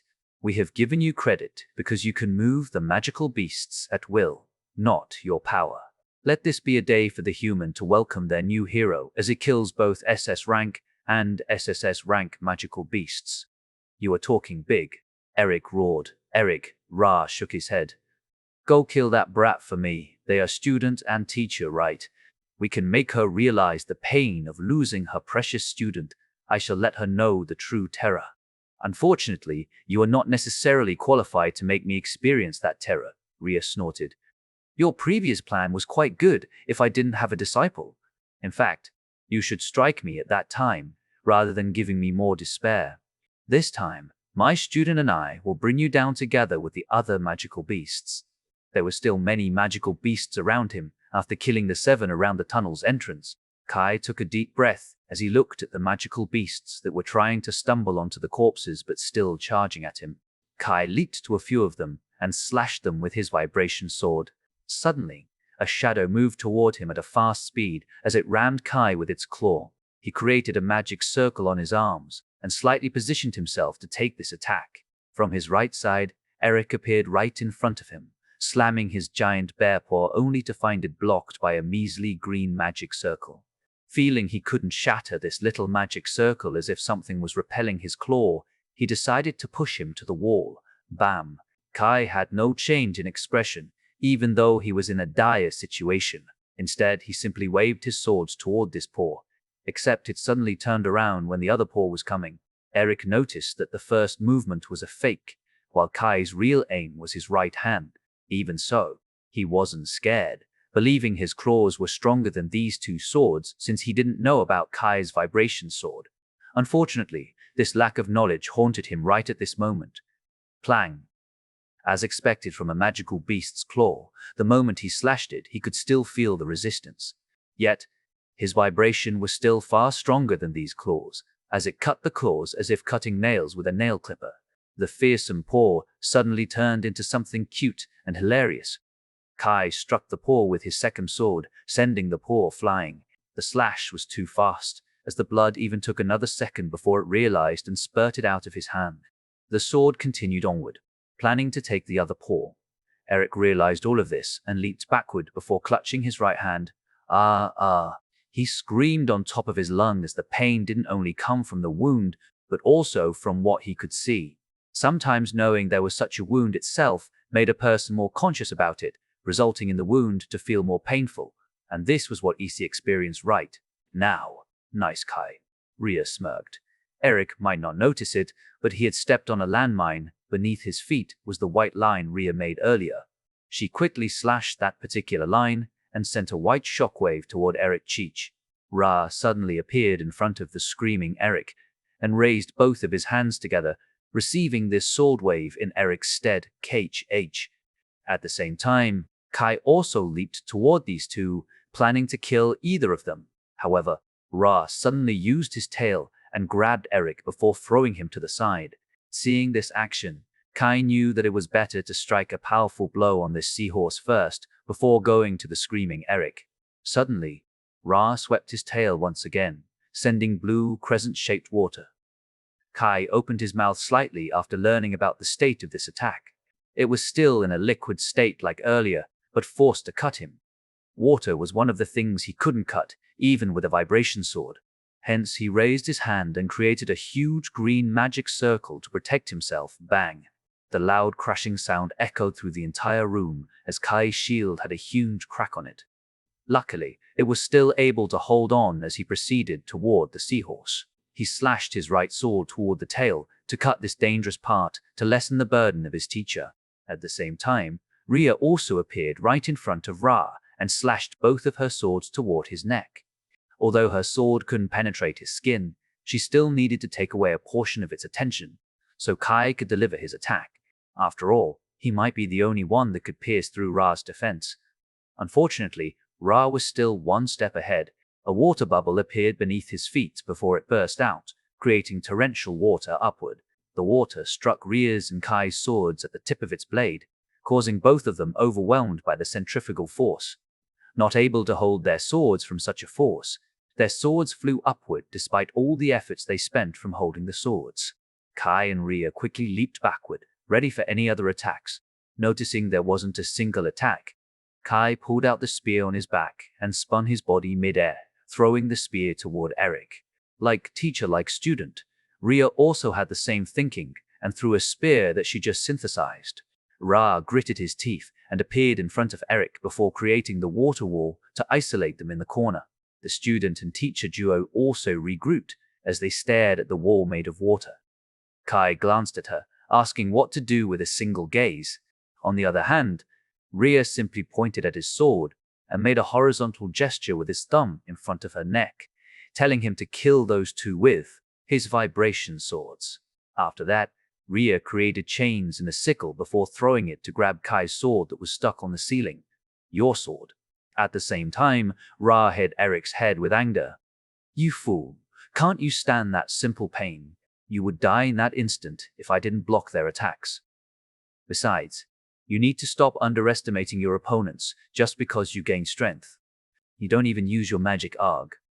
You are making me frustrated. Eric's body shook for a moment before regaining a little bit of composure. He was just planning to hold him back by pinning him on the wall to let the magical beasts go inside the tunnel and attack the soldiers from behind. Unfortunately, that single plan ruined his hand completely. I'm sorry, Eric's body was still shaking, but he didn't scream anymore as he began enduring the pain. Whether it was the potential to become a protector or simply Ra that scared him, Eric's mindset changed. Make artificial paws with your magic, Ra ordered with a cold tone. He channeled his magic power to his hand and created a blue artificial paw. The paw was made of magic, while the other hand also made such a paw in front of the current one. Although it was slightly longer than his usual hands, he should be able to control it normally.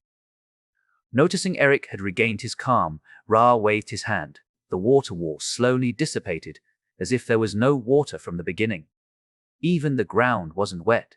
Ra and Eric slowly walked toward Kai and Rhea with fierce eyes. Ra said with a harumph, "You may have gotten the first advantage. However, everything will stop here since I have understood your weakness." Kai furrowed his eyebrows as Ra was looking at him the whole time. That sword might be dangerous, but it can't cut something that doesn't have a hardness. Ra figured this out when Kai decided to use his oscillation shield. With such a weakness, Kai would be sliced by that water wave if he decided to slash it. This was the reason why he ordered Eric to form two artificial magic arms on both hands. Although it had some hardness, as long as Eric was careful to not let Kai reach his hand, he could regenerate their arms again and again until Kai was defeated. Eric suddenly jumped toward Kai and struck him with the magic paw. Chapter 74. Lion vs. Bear. Eric suddenly jumped toward Kai and struck him with the magic paw. Kai wasn't a pushover and quickly slashed his paw once again with the vibration sword. He could see the effort of putting this translucent claws to prevent him from cutting it, but he still felt it was still lacking. His sword was still longer than this magic paw, so Kai didn't care about this additional paw. He sliced through this paw like it was butter before reaching the real arm. At this time, he felt danger coming in his opposite direction. However, he remained calm and waved his other sword to intercept this, as he knew it was also another palm. Eric should know that Kai would actually cut his hands again, but there was no change of expression on his face. That calm face of his brought a sense of insecurities in Kai's heart before he realized something was off. He released his animal's aura as well, and let his instinct take over while glancing at the claws back and forth. It turned out he was right. Eric's claws suddenly grew a few centimeters, trying to stab Kai's hands. He must want to rupture my hands with his claws to pay me back, Kai thought as he gritted his teeth and forcefully stopped his swords that had been swinging. It took a lot of power to stop the swing, so a few veins appeared on his skin surface. The swords gradually slowed down, while Kai finally had the time to gather enough energy on his feet and jump backward. It seems I have underestimated him. Kai narrowed his eyes, staring at the slightly surprised expression on his face. Eric obviously never expected that the person in front of him could release an animal aura.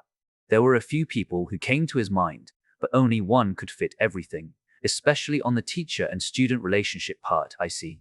There are a few people that can hold such an aura in this base, but no one could fit the description since no one is actually the student of the Sword Maiden. Eric narrowed his eyes and released his killing intent.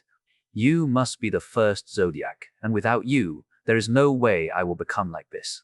He had a grudge against Kai this whole time. If only Kai didn't exist, he wouldn't have experienced all of those pains and turned into a beast like this. If Kai failed the experiment, the government wouldn't have taken this experiment from Ra's hand and conducted it on their own. This hatred had grown day by day the moment he became a beast like this, and he kept thinking, everything is his fault. Kai had no change of expression, as if those words just came in at the right ear and out of the other. He simply turned his head to Rhea and shouted, Teacher, I just feel that this Sword Maiden is more befitting as your title. Why don't you get your title updated by the government? Ha! Are you seriously talking about this right now? Rhea shouted in confusion as she kept dodging Ra's attack. Besides, if I want to change it, I can simply do it from my house. Do you really want me to change it? You can. Kai opened his mouth in surprise. Of course I can. After that, I can simply use the government to spread the new title. It's a little embarrassing, but I can deal with it since the request comes from my student. Then, can I request you to change one, but not this title? What do you want my title to be then, Psycho? Kai shouted, as if he meant it from the bottom of his heart. All right, then I will change it. Surprisingly, Rhea didn't reject his idea and instead was eager to do it. Wait, what will you really change it? This time, Kai was literally shocked. He had been acting this whole time to anger this bear in front of him, since he felt Eric couldn't deal with this sort of thing. However, Rhea's words just now completely blew his mind. Of course I will change it. Rhea nodded with a smile. As I said, I can do it for my student. Kai was slightly moved by her action. To think Rhea would actually do such a thing that he thought as an embarrassment. However, everything vanished into thin air after Kai heard her next words. And I will act the way befitting my title. Since I'm a psycho, I can literally come to your house, introduce myself to your parents, and reveal that you are a masochist since you asked me to kill you. Many times 10 years ago, out of shame, I could only hide this relationship with you for the past 10 years and live alone in this base and so on. I have so many stories I can share with them, Rhea shouted, as if only she and Kai existed in this room. Please forget about everything I said earlier. Kai shuddered by the thought of it, as he could feel that Rhea would actually do something like this. Even if he could explain everything to his parents, they might still believe in Rhea if she revealed her status. Besides, Michelle and the others could testament her as long as she threatened them a little. You bastard, how dare you ignore me this whole time? Eric had been fuming in anger. Looking at this duo, Kai's plans seemed to be successful as Eric finally charged at Kai with anger. Stop. They are baiting you. Ra shouted, but he suddenly noticed a magic circle appeared around Kai and Eric. This was Kai's sound insulation room. It released a thin layer of barrier that was capable of blocking any sound from passing through either from the outside or the inside. It was not really noticeable, even for a normal person, unless they squint their eyes to focus, let alone an angered Eric. Albeit, Kai himself had actually never expected this was even possible. It seemed he had underestimated the hatred that had been built up inside Eric's heart, and he would surely not let this opportunity pass. Raising both of his swords, Kai looked at Eric as if looking at an ant that he could crush at any moment. You are simply an idiot. I will let you see what kind of power I, the first Zodiac, Kai Carter, hold. Kai released his lion aura as his eyes became slightly shrank into sharper eyes. Both Kai and Eric leaped at the same time. Eric simply raised his two hands and struck Kai with the same move. Kai also did the same and attacked him with both swords, fully knowing that his arms would be ripped by these long claws. Yet Kai could still come up with a strategy, unlike the angry Eric.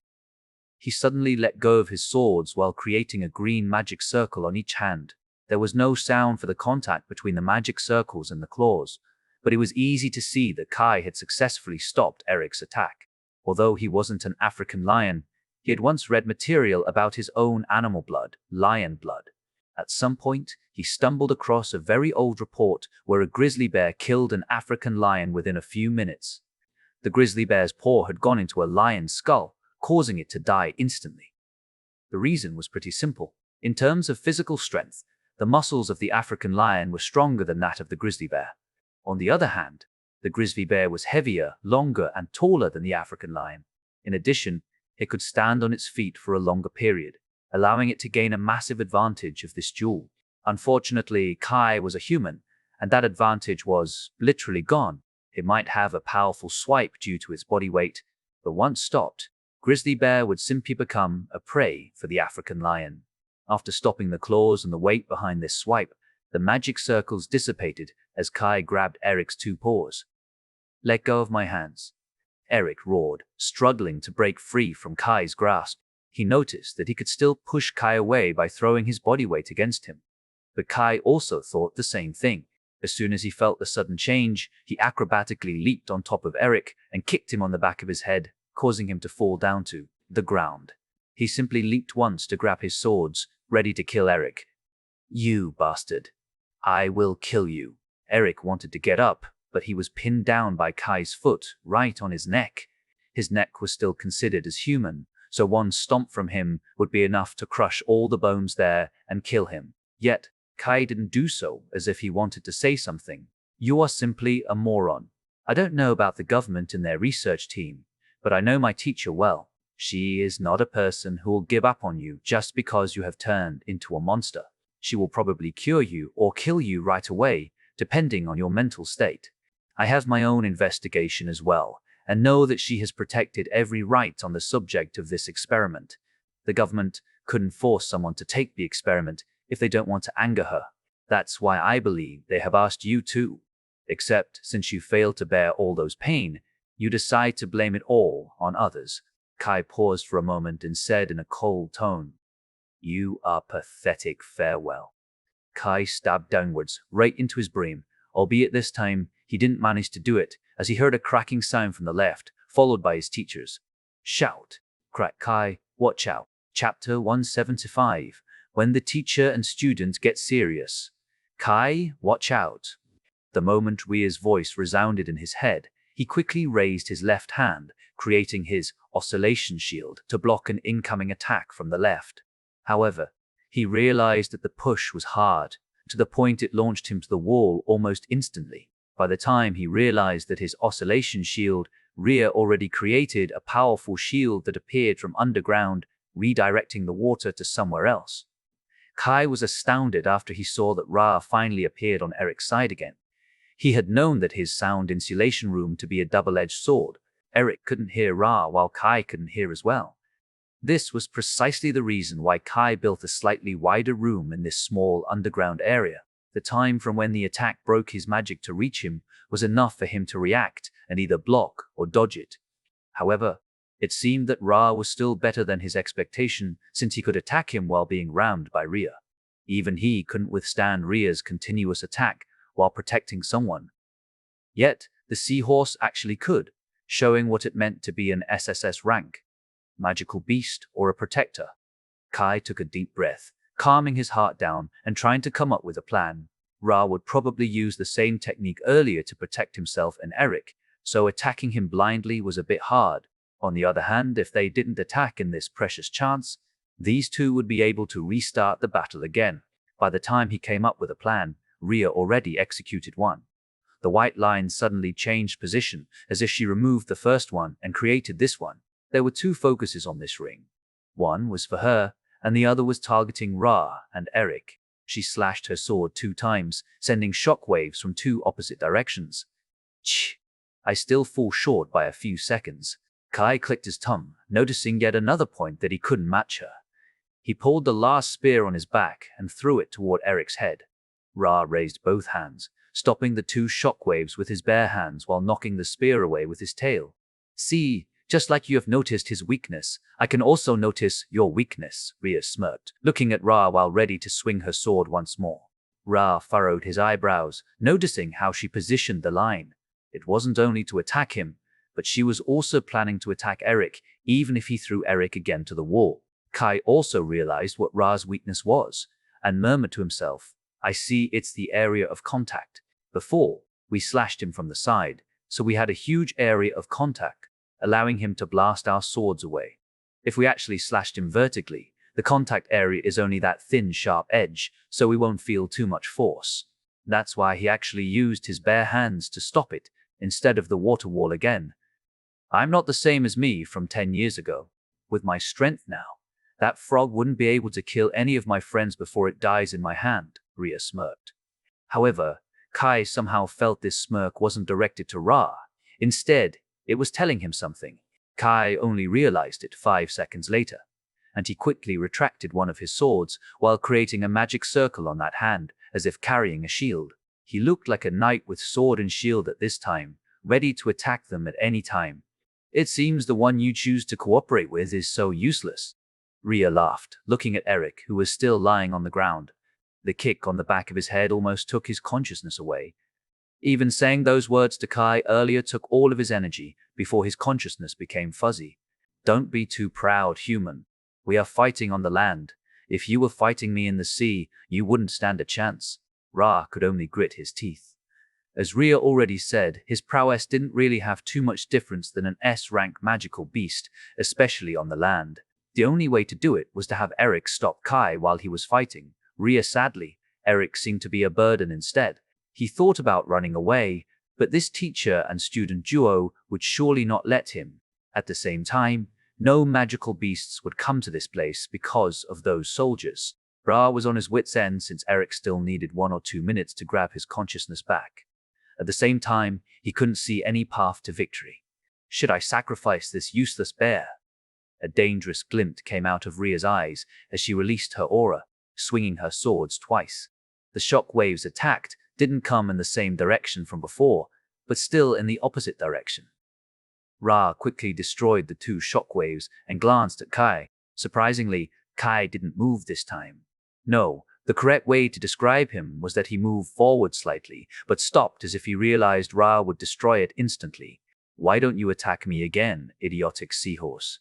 Do you think you are great? You are the invader this time, and you are complaining that you don't have good terrain. As expected, an idiotic seahorse, Rhea kept taunting him. Ra gritted his teeth and still didn't move, waiting for Eric to get up again. Unfortunately, the chance he was waiting for turned out to be useless the moment he heard a groan from Eric. Arg. Eric screamed in pain while closing his eyes with his hands as if something was wrong with them. At this time, he noticed something was off. Rhea didn't make any suspicious movement other than taunting and attacking him. However, Kai didn't do anything this whole time other than throwing the spear and changed his position. Thud. Ra looked at Kai, specifically his green magic circle. He suddenly thought, is he this passive numberation? He got his answer almost instantly as he quickly noticed that the magic circle was pointing at Eric instead of forward like using a shield.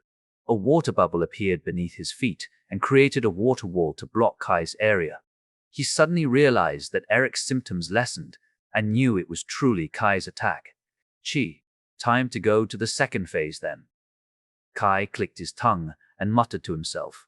He ran around the room, going to continuously attack Eric while his consciousness was still fuzzy. The water wall was blocking, absorbing, and directing a portion of his sound attack, so the effect wasn't that much of a big deal. Without saying anything, Rhea and Kai knew that they needed to kill Eric before he recovered. Both of them only nodded once to form a mysterious plan, though the plan between them was only to support each other's plan and improvised. Following Kai's movement, Ra quickly raised the water barrier to protect Eric from this sound attack while looking out for Rhea's sword attack. However, Rhea didn't attack him for 30 seconds while Kai kept moving around until Rhea felt it was the time and swung her sword. Kai abruptly stopped his movement as if he was scared that the attack would come and sliced him. At this time, Ra didn't mind since he was able to concentrate on these 2 sword attacks. Ra destroyed these 2 sword attacks as soon as possible, but didn't realize a third attack that came from behind the water wall.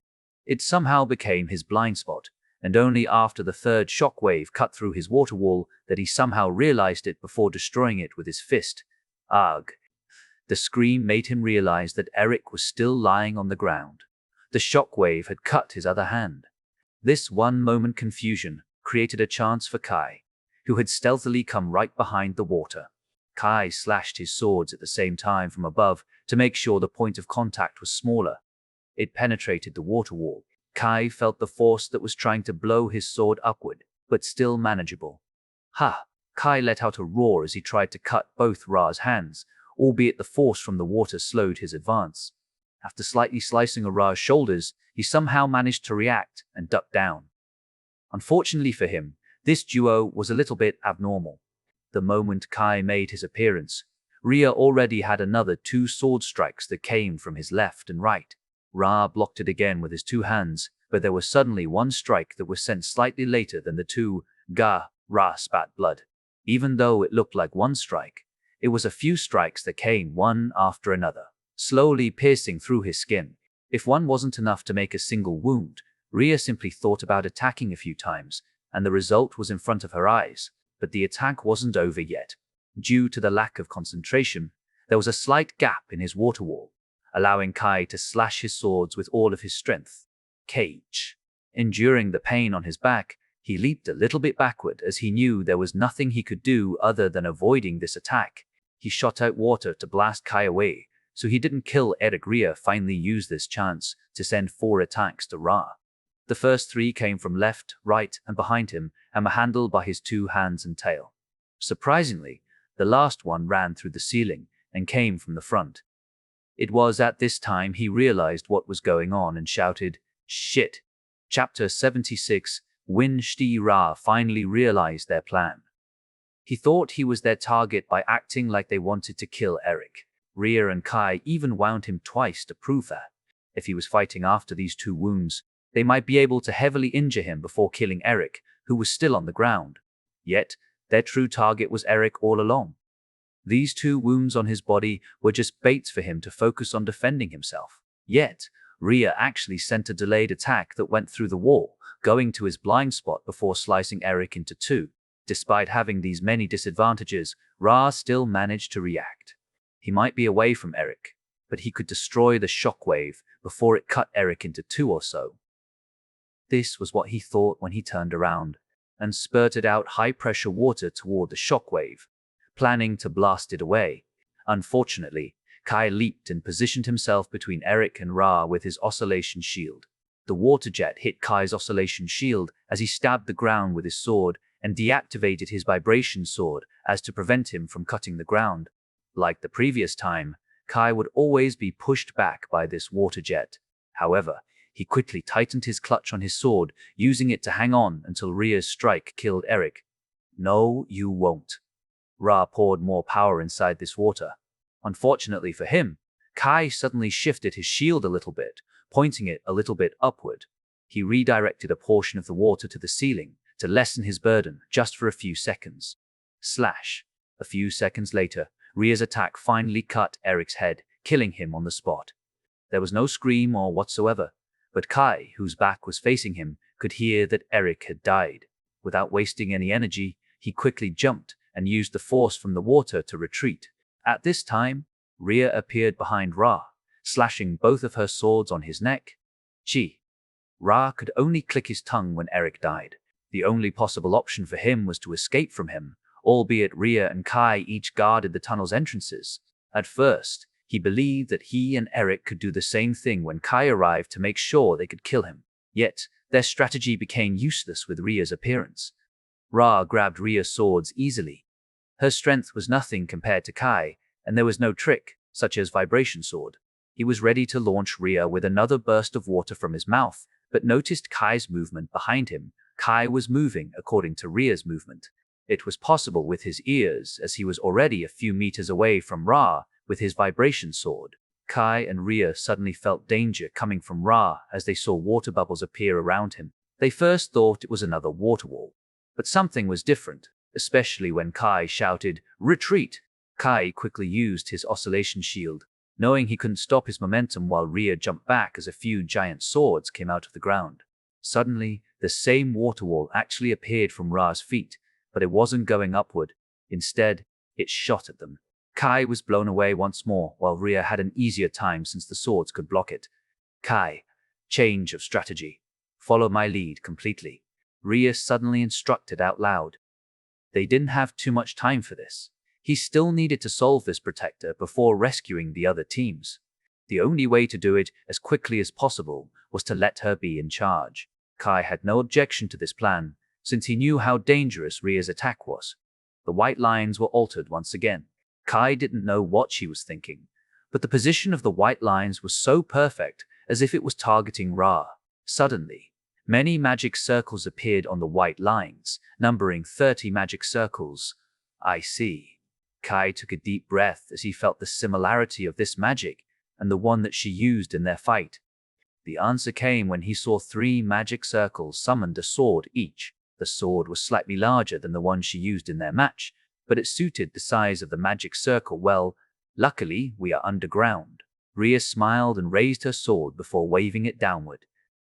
The magic circles shot those 3 swords as if they were bullets and struck at Ra. Do you think this can stop me? Ra snorted, slightly adjusted his position and dodged the 2 while blowing the last one with his fist. Albeit, he suddenly noticed a translucent barrier appeared in his surroundings. It was at this moment he realized he was baited by Ria. The real sword of this magic was her own student, Kai Carter. The moment he turned around, Kai almost reached him and had slashed his sword toward him. Ra still managed to react and dodge this attack, albeit barely, as the sword grazed his cheek and hand. Welcome to my execution ground. Ria smiled as she released another wave of swords. This time, she even participated in attacking Ra, while Kai kept regenerating the sound insulation magic around Ra to blind his hearing for a little time. They sealed his movement completely. Ra had used his water or whatever, but the combinations of the 3 swords that came out of nowhere, Ria's normal attacks and shockwaves, and Kai's vibration sword were insane. Little by little, Kai and Ria wounded Ra even further, until one time, Kai slashed one of Ra's hands. You bastards. Since I can't survive here, then I will bring you along with me, Ra roared as he was already insane because of this bullying. His resistance was futile without any help here, and Ria and Kai had done a great job in creating this kind of situation. In other words, his chance of survival was 0. A flash of glowing blue light began to appear inside Ra's stomach, running through his feet, hands, and head, forcing Kai and Ria to create a distance. Suicide water jet. Kai and Ria felt the danger coming from this technique. Kai might be able to slash Ra into 2 before whatever this is exploded. However, this magic might not be stopped even after killing Ra. By that time, Kai would be in the epicenter of this attack, and even Ria might not be able to save him. In the end, she shouted, "Come to my position," as we retreat to the tunnel behind us. Kai heard the order and quickly leaped toward her place, arriving in front of him. Ria wanted to turn around so they could escape, but Ra didn't let them as he began to talk after Ria's shout. "Do you think I want to do this? But I still have my job, oh truth seeker. You have the potential to know the truth, yet your existence is also heresy to us, the protectors. Delve into and overcome strife and carnage that will come into your way. By the time you reach the end, you will understand what it means by hearing the scream of our planet. I don't want the truth. I only want a peaceful life." Kai couldn't help but comment after seeing how ridiculous his words were. He then nodded to Ria, who was ready to leap out of the room. "Unfortunately, you have no choice."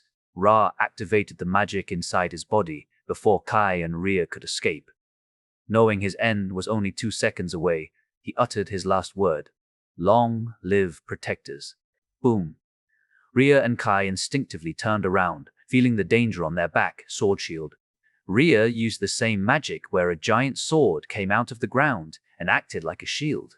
However, she used a few of them at the same time, creating a few layered shields. Kai also stopped in front of Ria and created a magic circle. It was slightly bigger than his usual one, as it could cover his body. After using everything they could, they finally had the time to see what kind of attack they were dealing with right now. The explosion occurred inside Ra's body and shot out a water attack in every single direction. It looked like a sea urchin from afar, but it spread across the room. Nothing in this room would be able to escape those pointed, sharp water, including Ria and Kai. There were a few coming into their way, destroying every single shield that Ria summoned. It only stopped for a second when it reached Kai's oscillation shield, albeit the conclusion came in an instant. Bah! Kai spat out blood, smearing his hand with some of it. Ria shuddered when she saw 3 needles pierce through his body. One was in his right thigh, one was slight to the left of his stomach, while the last one was in his left arm.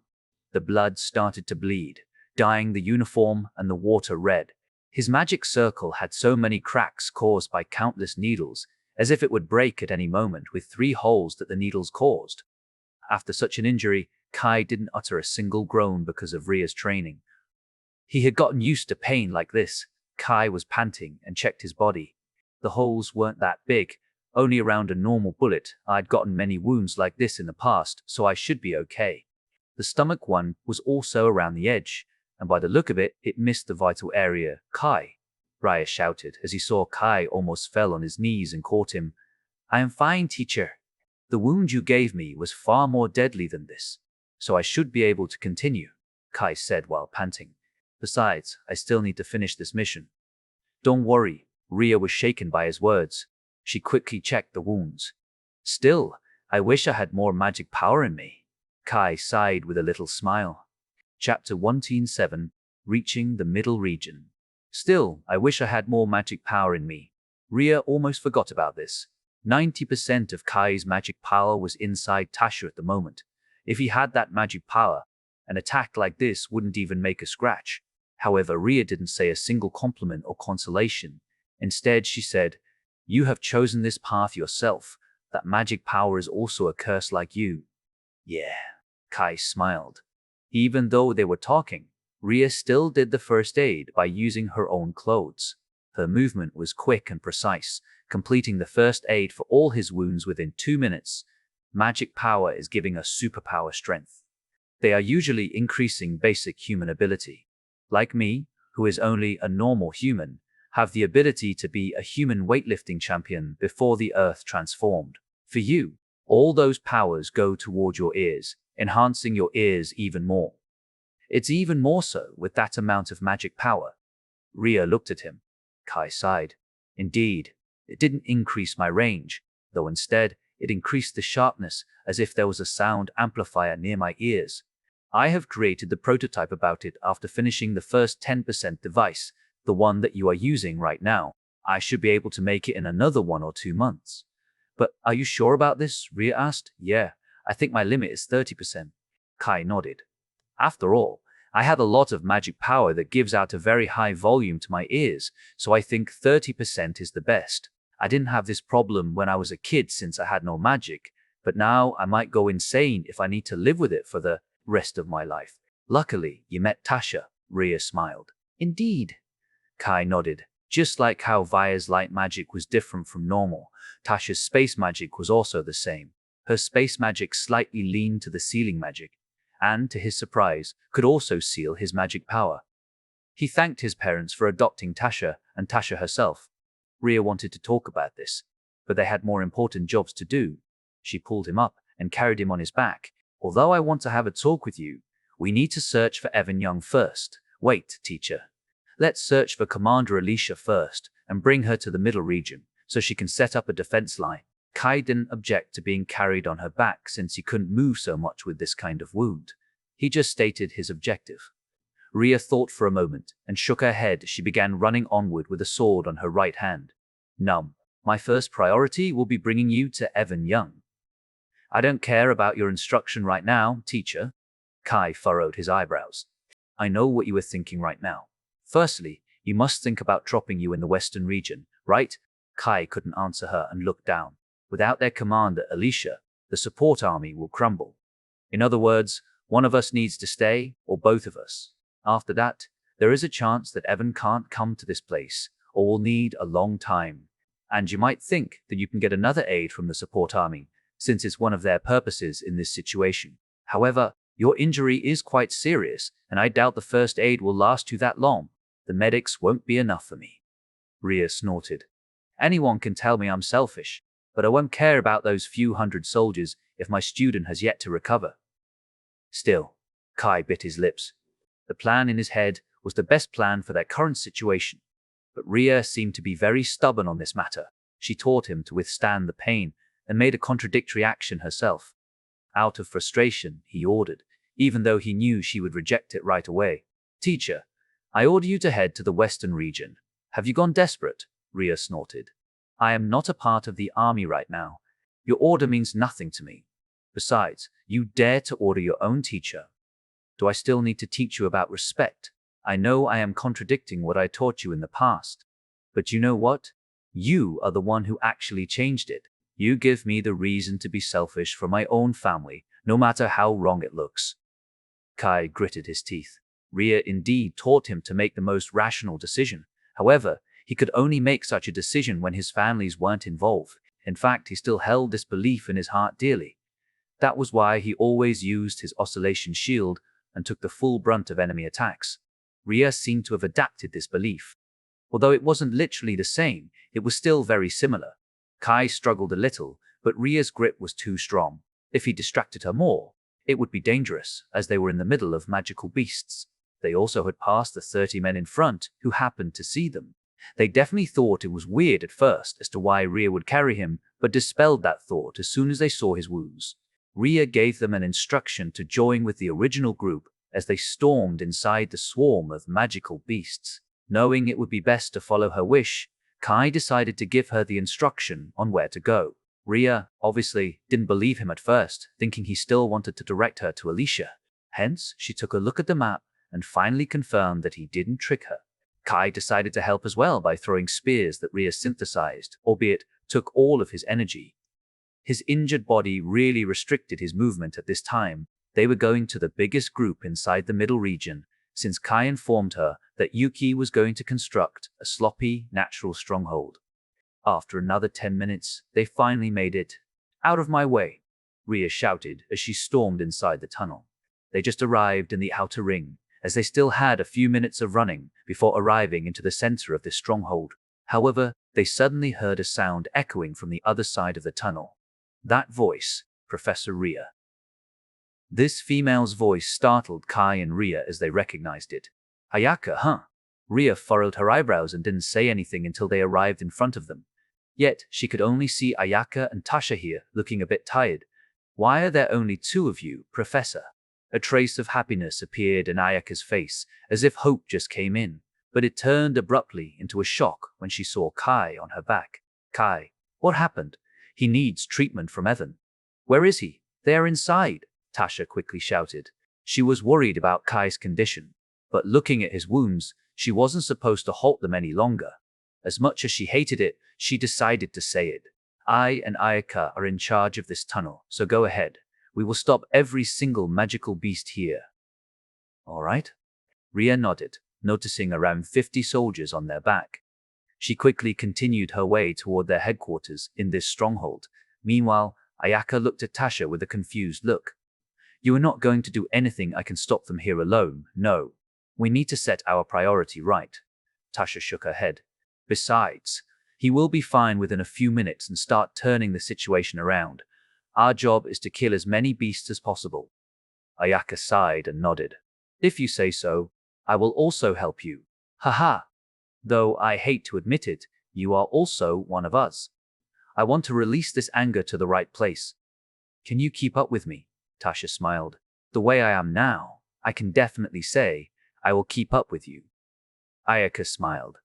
Soldiers march forward, Tasha shouted.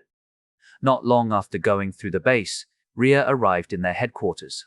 It was quite a spacious room with around 20 people inside. 4 of them were the commanders of their respective armies, and they gasped the moment they saw Ria and Kai. They quickly saluted to Ria before glancing at the injured. Kai Evan was already beside them without even getting called. He said, I will heal him right now. Can Professor put him down?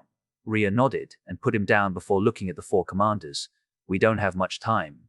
Kai Carter is the highest command of this operation right now. Although I want him to take charge of this, we are in a dire situation, and he doesn't have experience with this. That's why I will take the lead and build a natural stronghold, since I have created a few of them in the past. At the same time, he will be my ears and report all the status to ensure you are all informed. 4 commanders, can you obey my orders? Yes, ma'am. The commanders answered without hesitation. All right. Ria nodded and glanced at Kai. Little hero, give me the status report, little hero. Kai was taken aback, confused as to why she suddenly called him little hero. You have done a great job on this mission. I will explain it later. For now, I want to hear the report first to command the soldiers. Kai glanced at Evan, who nodded his head, telling Kai that he could talk while he healed him. All right, the situation is. Chapter 178. Rhea takes the command. That is the situation. Kai finally finished his 5 minutes report. Right after he finished, Rhea turned around and ordered as if she had known what to do for a while. There are 2 Vanguard unit commanders and 2 attacker unit vanguards. I want all of you split in 3 separate ways. First, Yuki will bring an additional 200 men and go toward our left and rescue Alicia to set up a small base there to create the link between both of our places. We can stop their advance and gradually kill them. Understood. Please excuse me. Yuki saluted once more and left the room immediately, knowing she couldn't waste a single second at this point. Before separating you 3, where is Michelle Graham? Her power might be necessary in this place. Rhea asked the 3 commanders as Kai still couldn't find her. She is roaming around the middle area to kill all the magical beasts. So we, commanders, can focus on dealing with the other 4 areas. Colton, the Vanguard unit, commander, answered. She is together with most of the student groups, numbering around 300. Rhea could understand this type of order since the student groups usually took a mission of exterminating beasts in a certain area. Defending wasn't really their strong suit. All right. She nodded and explained the next job. Colton and Faith from the Vanguard unit will stand by in the eastern region along with an additional 500 men. Our target was the eastern after this place, but all of these things ruined everything. Your job is to prevent those insects from coming our way. No need to push them back, just hold them back. Your units will suffer a huge blow because this will be the last place to be relieved. Yes, ma'am. We will hold out no matter what, as this is our job. Both of them saluted and left the room. The last person was Henry, another attacker unit commander. His motion was already set in motion, even without Rhea saying anything. Even so, Rhea still gave her the general mission. I need you to go defend the northern passage and hold there for a while. And you can bring 100 men. If I may ask, will General attack them from the southern area? Henry asked. This place didn't have any instruction or whatsoever, so he thought Rhea would lead the soldiers personally to attack this area. That old man deserves to be forgotten, Rhea snorted. Anyway, they should have kept those insects in check. As long as we have some soldiers, we should be able to. On the other hand, no, Kai will confront the attack from the western area, me. A surprise was planted on his face as he furrowed his eyebrows. Rhea turned to Henry as if she didn't hear anything from Kai. Now go. The moment reinforcement comes, you need to move along with us, understood? Henry saluted like the others, and left Rhea, then finally looked at Kai. You are going to lead the attack with all the students and 500 soldiers to the western region. Of course, after they have finished killing the magical beasts in this middle area, I will leave the timing to you. But they might only finish this job after 3 hours, Kai replied after learning the situation from his ears. 3 hours then, Rhea nodded. This will be hard because we need to fight for a day straight and somehow get a rest in between. If you can keep this up, we should be able to minimize our damage. 2,000 deaths, almost half of our people. I understand the field assignment will be on me, but what is my mission? Where do I need to attack? Kai asked. I know that Sir Nathan and Sir Sherwin are stronger than they look, but they won't be able to finish those magical beasts alone. Even more so since we have lost around 1,500 people because of this stupid surprise attack. I know. We have around 4,200 soldiers at the moment, according to the damage report and your ears. When you bring the reinforcement to the western region, you can proceed to the northern region and coordinate with Henry. On the other hand, I will bring the rest of the soldiers to help the southern region before heading to the eastern region and attack them from 3 directions. You know what I mean, right? Kai fell into deep thought. Nathan and Sherwin only had 400, and even if they could absorb the original support unit that had been stationed in that area, it would only increase their number by 100. A total of 500 soldiers alone might be hard to face 6,000 magical beasts in the southern region without Rhea's help. In that case, he needed to finish the battle as soon as possible, so Rhea could move from this position. If I go to the western region with 800 people, we will have 1,500 soldiers there. I can station 1 to 200 soldiers to make sure the beasts didn't break through to western area and stabbed us from behind. After that, I will send a messenger to you and head to the northern area, and then Kai was finally able to realize her plan. Still, there are two problems remaining. There is no commander that is capable of holding the army for the tired vanguard units. That's why I am going to send Nathan to help Colton and Faith. She paused for a moment before continuing. The second, and most important, problem will be time. We need to hold our position first for 3 hours and make sure not to worsen our condition.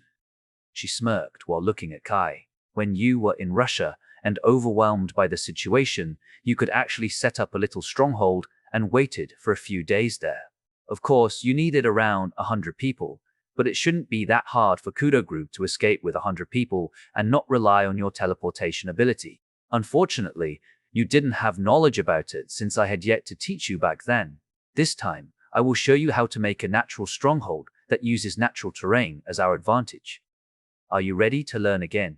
Kai took a deep breath before looking at Rhea with a serious expression. Of course. Good. Rhea began constructing the stronghold. Normally, she would do it with one of the commanders accompanying her, since they knew their way around here and how many soldiers were stationed. But she had a choice to rely on Kai's ears. Although the data wouldn't be accurate, since it would take too much time if Kai focused in every single area, the range data was fine for her. She professionally moved the soldiers around, distributing them in perfect time and minimizing the damage. Kai had so much to absorb and learn to the point he couldn't speak unless Rhea asked for the rest of 3 hours. It was 3 hours for the others, but it felt like a couple of minutes for Kai and Rhea. Nonetheless, Michelle and the other students had finished their mission and came back to the base. Michelle, as Rhea's student, came to their headquarters only to find those commanders had been replaced by Kai and Rhea. There were also 2 students beside her. The female had long purple hair tied into a ponytail, while the male had short blue hair. They looked like they had seen hell before. Their grim expression abruptly changed into shock when they saw Kai. You have come. Michelle ran toward him while the others were staring at Rhea Ross, recognizing her face. Students, huh? Where are the soldiers? They are in the back and asked us to report here, the female said, almost stuttered herself. Kai nodded at Michelle with a smile before looking at these two. He had seen this face when Michelle gave him the student data. They were the leaders of the first and second rank groups in the school, Golden and Dawn Group. You know our situation, right? Yes. We are attacked from 4 directions and waiting for the rescue squad, the male answered. Your job is to follow him, the acting general for this mission. If you have any objection, you may say it now, said Rhea with a poker face, and pointed her finger to Kai. The two opened their eyes wide as they recognized Kai in a single glance. Acting General him. There were many questions inside their heads, but all of them vanished the moment Rhea released her aura. Have you any objection? If you have, I will also use my authority to make your puny family suffer, since I don't have time to deal with a bunch of kids. They didn't feel offended, because they knew what Rhea was capable of. Much less to their dismay, they could only grit their teeth and salute Kai as normal soldiers greeted their superior. Rhea knew these two identities and shut them down to make sure they didn't bring trouble to Kai at this moment. She looked at Kai and nodded. We are going to kill the beast in the western region and move according to my orders. I will explain later since I want the soldiers and students to move first. Even though he knew about these two, he had no plan in talking to them. After all, he only needed to deal with Yuki and Alicia later, not them. Hence, he wanted them to inform the soldiers and students. Well, I will help as well. Michelle gave the last push by walking away to help the job as well. With Kai's woman acting like this, there was no way these two would refuse Kai's order. The only thing they could do was follow Michelle. The soldiers and students couldn't rest and moved toward the western area with Kai in front. Chapter 79. Kai's Resolve. The journey to the western area itself wasn't dangerous. Tasha and Ayaka met Kai but didn't make a fuss. For Tasha, she was content to see Kai was fine while Ayaka kept glancing at him, wondering what kind of monster could cause him such an injury, especially with Rhea beside him. Nonetheless, she wasn't going to ask in this battle and might not ask in the future unless he decided to tell it himself. Kai led the group from the front, using his status as the acting general. Unfortunately, he couldn't go fast like when he led the reserve unit, as there were still several monsters ahead that needed to be pulverized first so as to prevent them from reaching the middle region. He even spread the army as soon as they entered the western region to sweep this area while marching toward Yuki and Alicia. Yuki was talking with Alicia, who seemed to be injured in her right arm. Yuki noticed him and locked onto his eyes. "So you are the one who comes?" "Yeah. How is the situation here?" "It's decent. We have suffered because of the surprise attack and lost 200 soldiers, but I have dealt with the situation. So the situation is basically a standstill right now," Alicia reported and saluted with her left hand. Kai could see the bandage on her right hand and decided not to say anything. "I have brought 800 soldiers here and spread them around. That's great.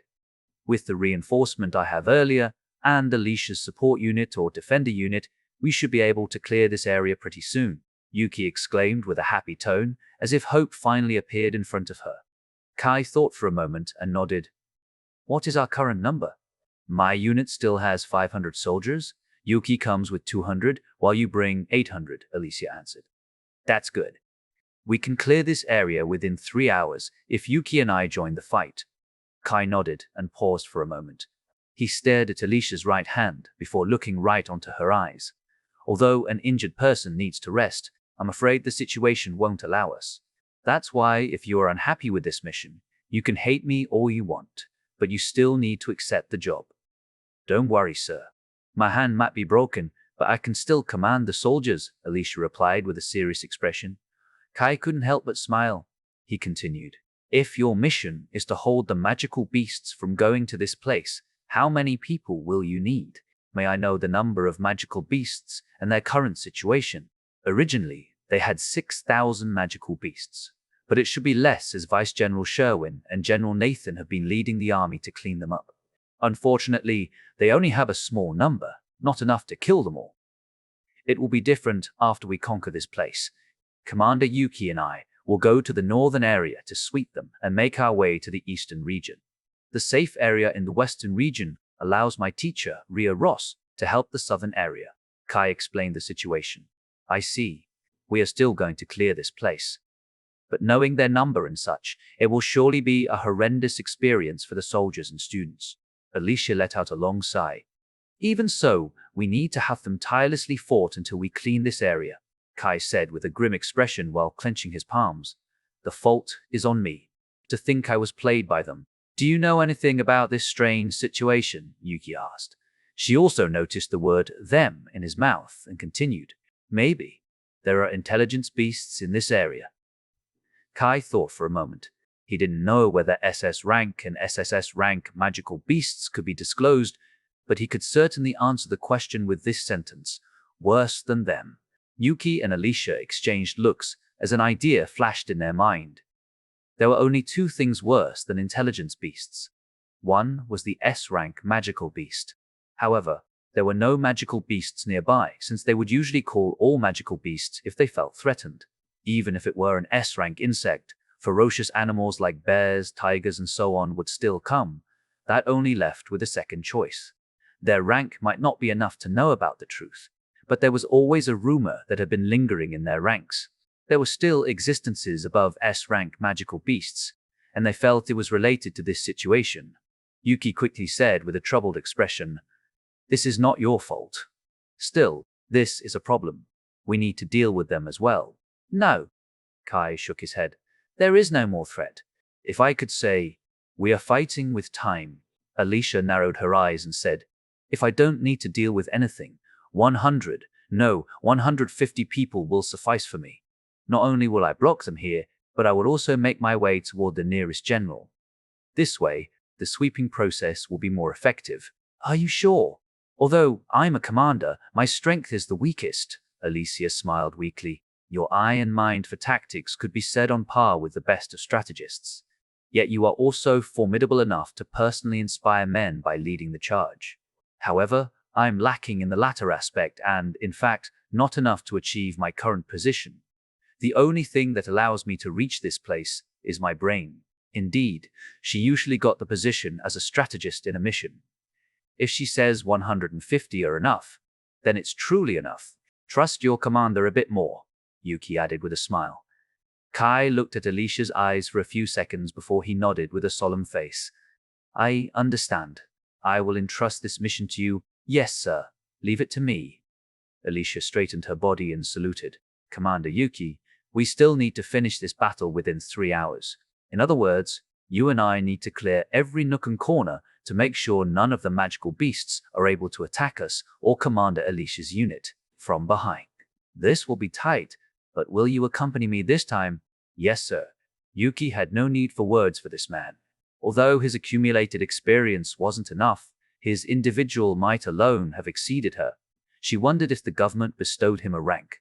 Would Kai restart from the very bottom or skip the rank immediately? Yet one thing was clear for her. Rhea Ross would surely stretch her hand in this matter. She smiled inwardly. The future will be interesting from now on. Reaching the end of their discussion, Alicia quickly shouted, Get all of our messengers and spread them around to tell that we are going to kill all of these beasts within 3 hours. Failure is not allowed.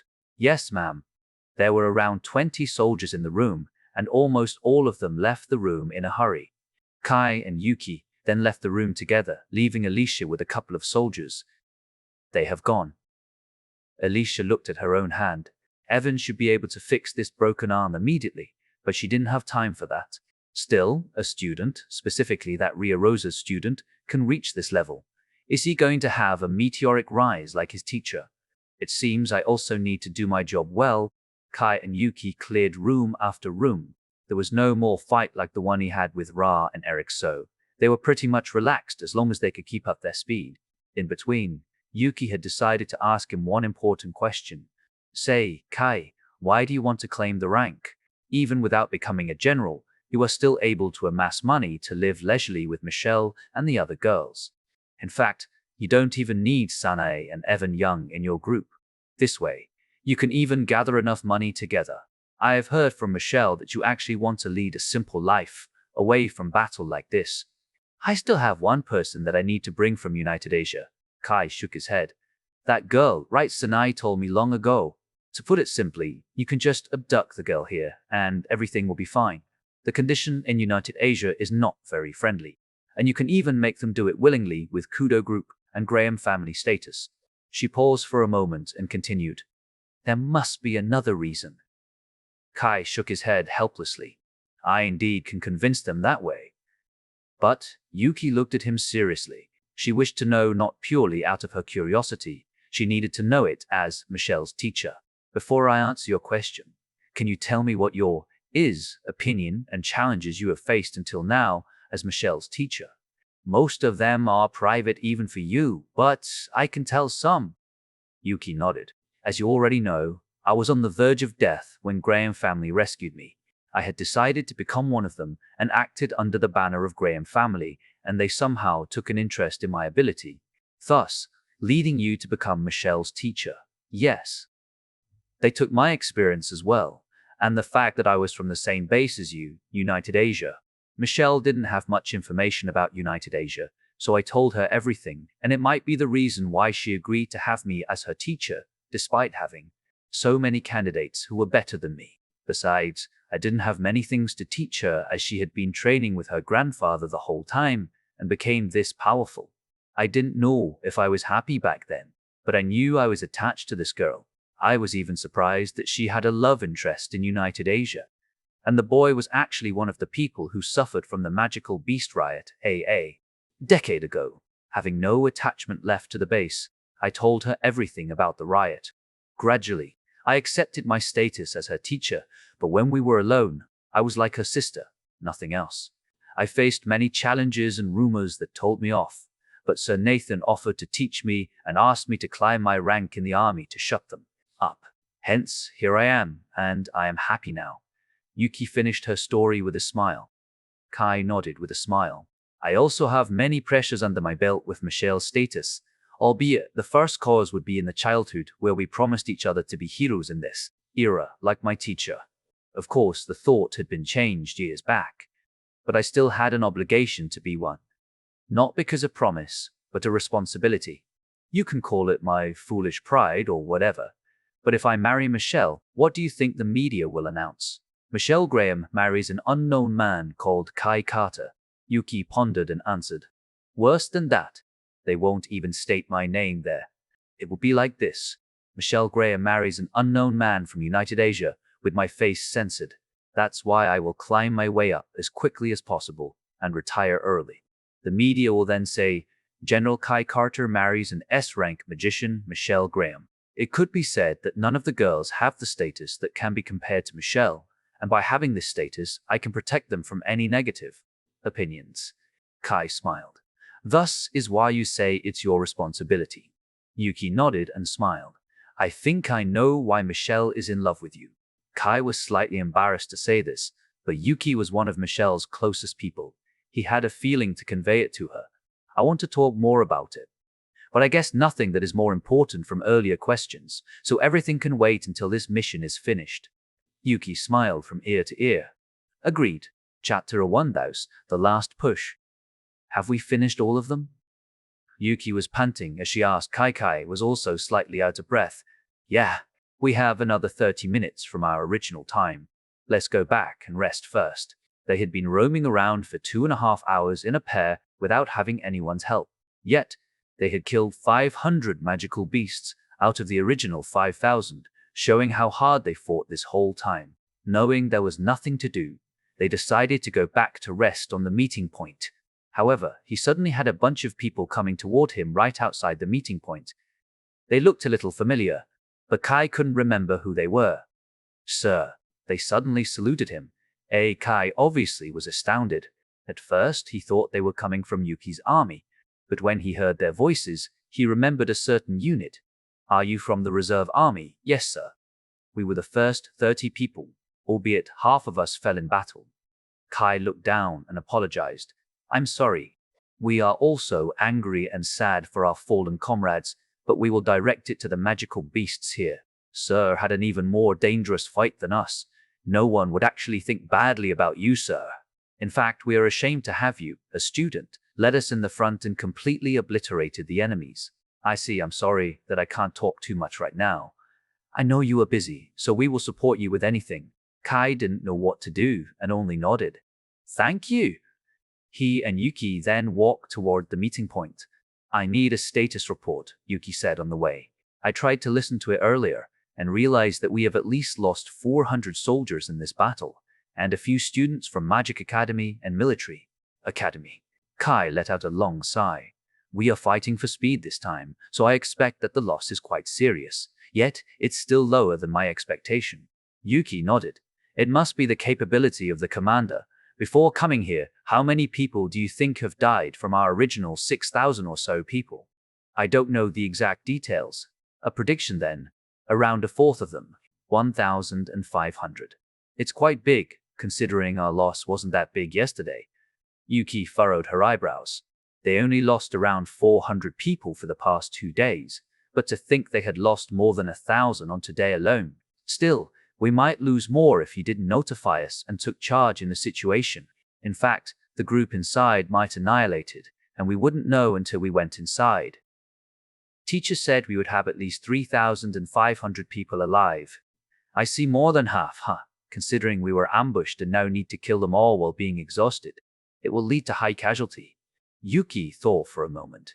They might be able to pull back first in this situation. However, the thought about being ambushed and so on would dampen the soldiers' spirits, and the longer they prolong this fight, the harder to finish it. That was why Ria also suggested finishing this battle as soon as possible. That's good enough, I guess, Kai nodded. Of course, we are trying our best to avoid it. I hope we can have more than 4,000 people in the end. Indeed, we can use our number to strike the northern region, while the southern region will have Alicia, Sherwin, Sir Nathan, and General Ria. They should be able to minimize the casualty. Then we can pincer them from 2 sides. 2 sides. We can do it from 3 sides, Kai smirked. I'm sure my teacher is planning the same. Well, I don't know the extent of your strategy, so I will just follow your instruction and lead the soldiers to the best of my ability. Kai and Yuki stopped talking for a while until they had arrived in their position, waiting for the others to come. Following the timing strictly, more than 10 people came in front of him, including Yuki and Alicia. Each of them was responsible for the life of 100 people, and to ensure they didn't stray too much. Kai stared at them sharply. Yet, before starting the last briefing, Kai turned to one messenger and said, "Tell the Middle Army they can proceed with their plan. The time limit is." Kai calculated the time they and Henry needed to eliminate the 4,000 magical beasts, as well as how long Rhea and the others needed to deal with their situation. After calculating for a few seconds, he declared, "The time limit is 2 hours." "Yes, sir." The messenger saluted and left. He then turned to the leaders in front of him. "We only need to deal with 4,000 beasts in the northern region and 8,000 in the eastern region. However, the last one will be together with all of our forces, so the time and difficulty are around the same. I know that you have fought continuously, and every battle must be hard. Even so, this situation forces us to end this battle today. I want you to bear with me for another few hours. I assure you that we will be victorious within 5 hours." "Yes, sir." No one had an objection toward him, knowing that he was the current acting general. Although the age quite confused them, Kai didn't give an aura of ignorance, and the two commanders also didn't state anything, so they believed in Kai for the time being. "We are going in 5 minutes." Approximately 1 hour later, after entering the northern region, the soldiers were raging because they knew the magical beasts that ambushed them were coming from him. These remaining magical beasts only had themselves to blame and died just like that. The same applied to the insects in the southern region when they were obliterated by 4 people. However, there was suddenly a shift when Rhea met Nathan. They locked into each other's eyes, planning the same thing in their mind. Nathan suddenly said, "You should go back to the middle region and help the commanders that have been holding the magical beasts there." "No, you should go." Rhea shook her head. "Your strength is how you can utilize formation and strategy to sweep the enemies, while I have the strength to penetrate any kind of formation in magical beasts. That's why you are going to help them, not me.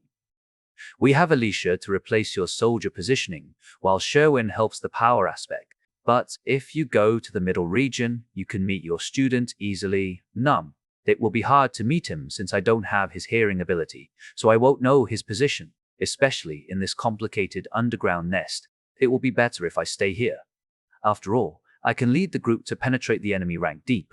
At the same time, Kai has many capable commanders behind him, so he might also do the same, penetrating deep into their ranks and spreading his soldiers." "We will win this in a few hours," Rhea answered with a solemn expression. Nathan didn't immediately reply to her. He pondered for a minute and said, "All right, I will go according to your plan. Still, I am pretty lucky to have you join this fight. I participated because of Kai, not you. Besides, I have another objective myself which has been completed." Rhea snorted. "Fair enough." Nathan nodded before beginning to walk away. "Then, I'm going." They only had another 1 hour before the last battle, but most of them had cleaned up the enemies, so they were pretty relaxed. Kai would also check the nest after this to make sure no beast remained alive. Meanwhile, Kai's group also had almost finished their battle as there were only 1,000 magical beasts. Their number was even higher than them at this point, and the soldiers had the luxury to relax while killing the rest of magical beasts. Of course, Kai needed to confirm whether they had cleaned up the entire northern region or not. In the end, Michelle ended up coming together with him since Ayaka and Tasha, who were watching the passage, followed Rhea Ross instead of coming to him. Michelle had been acting alone this whole time, so she could move freely. Yuki was the one who actually asked her, since she couldn't accompany Kai this time. The first destination for Kai was Henry's place. Kai might not be able to pinpoint it, but it was different if he got closer. Henry agreed to push forward and match their pace with Kai's group. Henry was one of the attacker army commanders, so this situation allowed him to release his pent-up stress from defending. With the addition of his group, their number almost reached 2,000 soldiers, while the magical beasts only had 4,000. It was an all-out slaughter that even made Kai have little action. Finally, after the valiant effort of the soldiers, the northern group and southern group had closed in, ready to win the war at any time. The 3 leaders of their respective forces stood on the border leading to the eastern region, after completing their own task. Only a few seconds left in the clock, and the situation tensed up. The soldiers could also see the timer, and they were ready for the last fight, hoping it would end soon. Kai furrowed his eyebrows, and the moment he saw the time reach 0, He, Nathan, and Rhea shouted at the same time, "Begin!"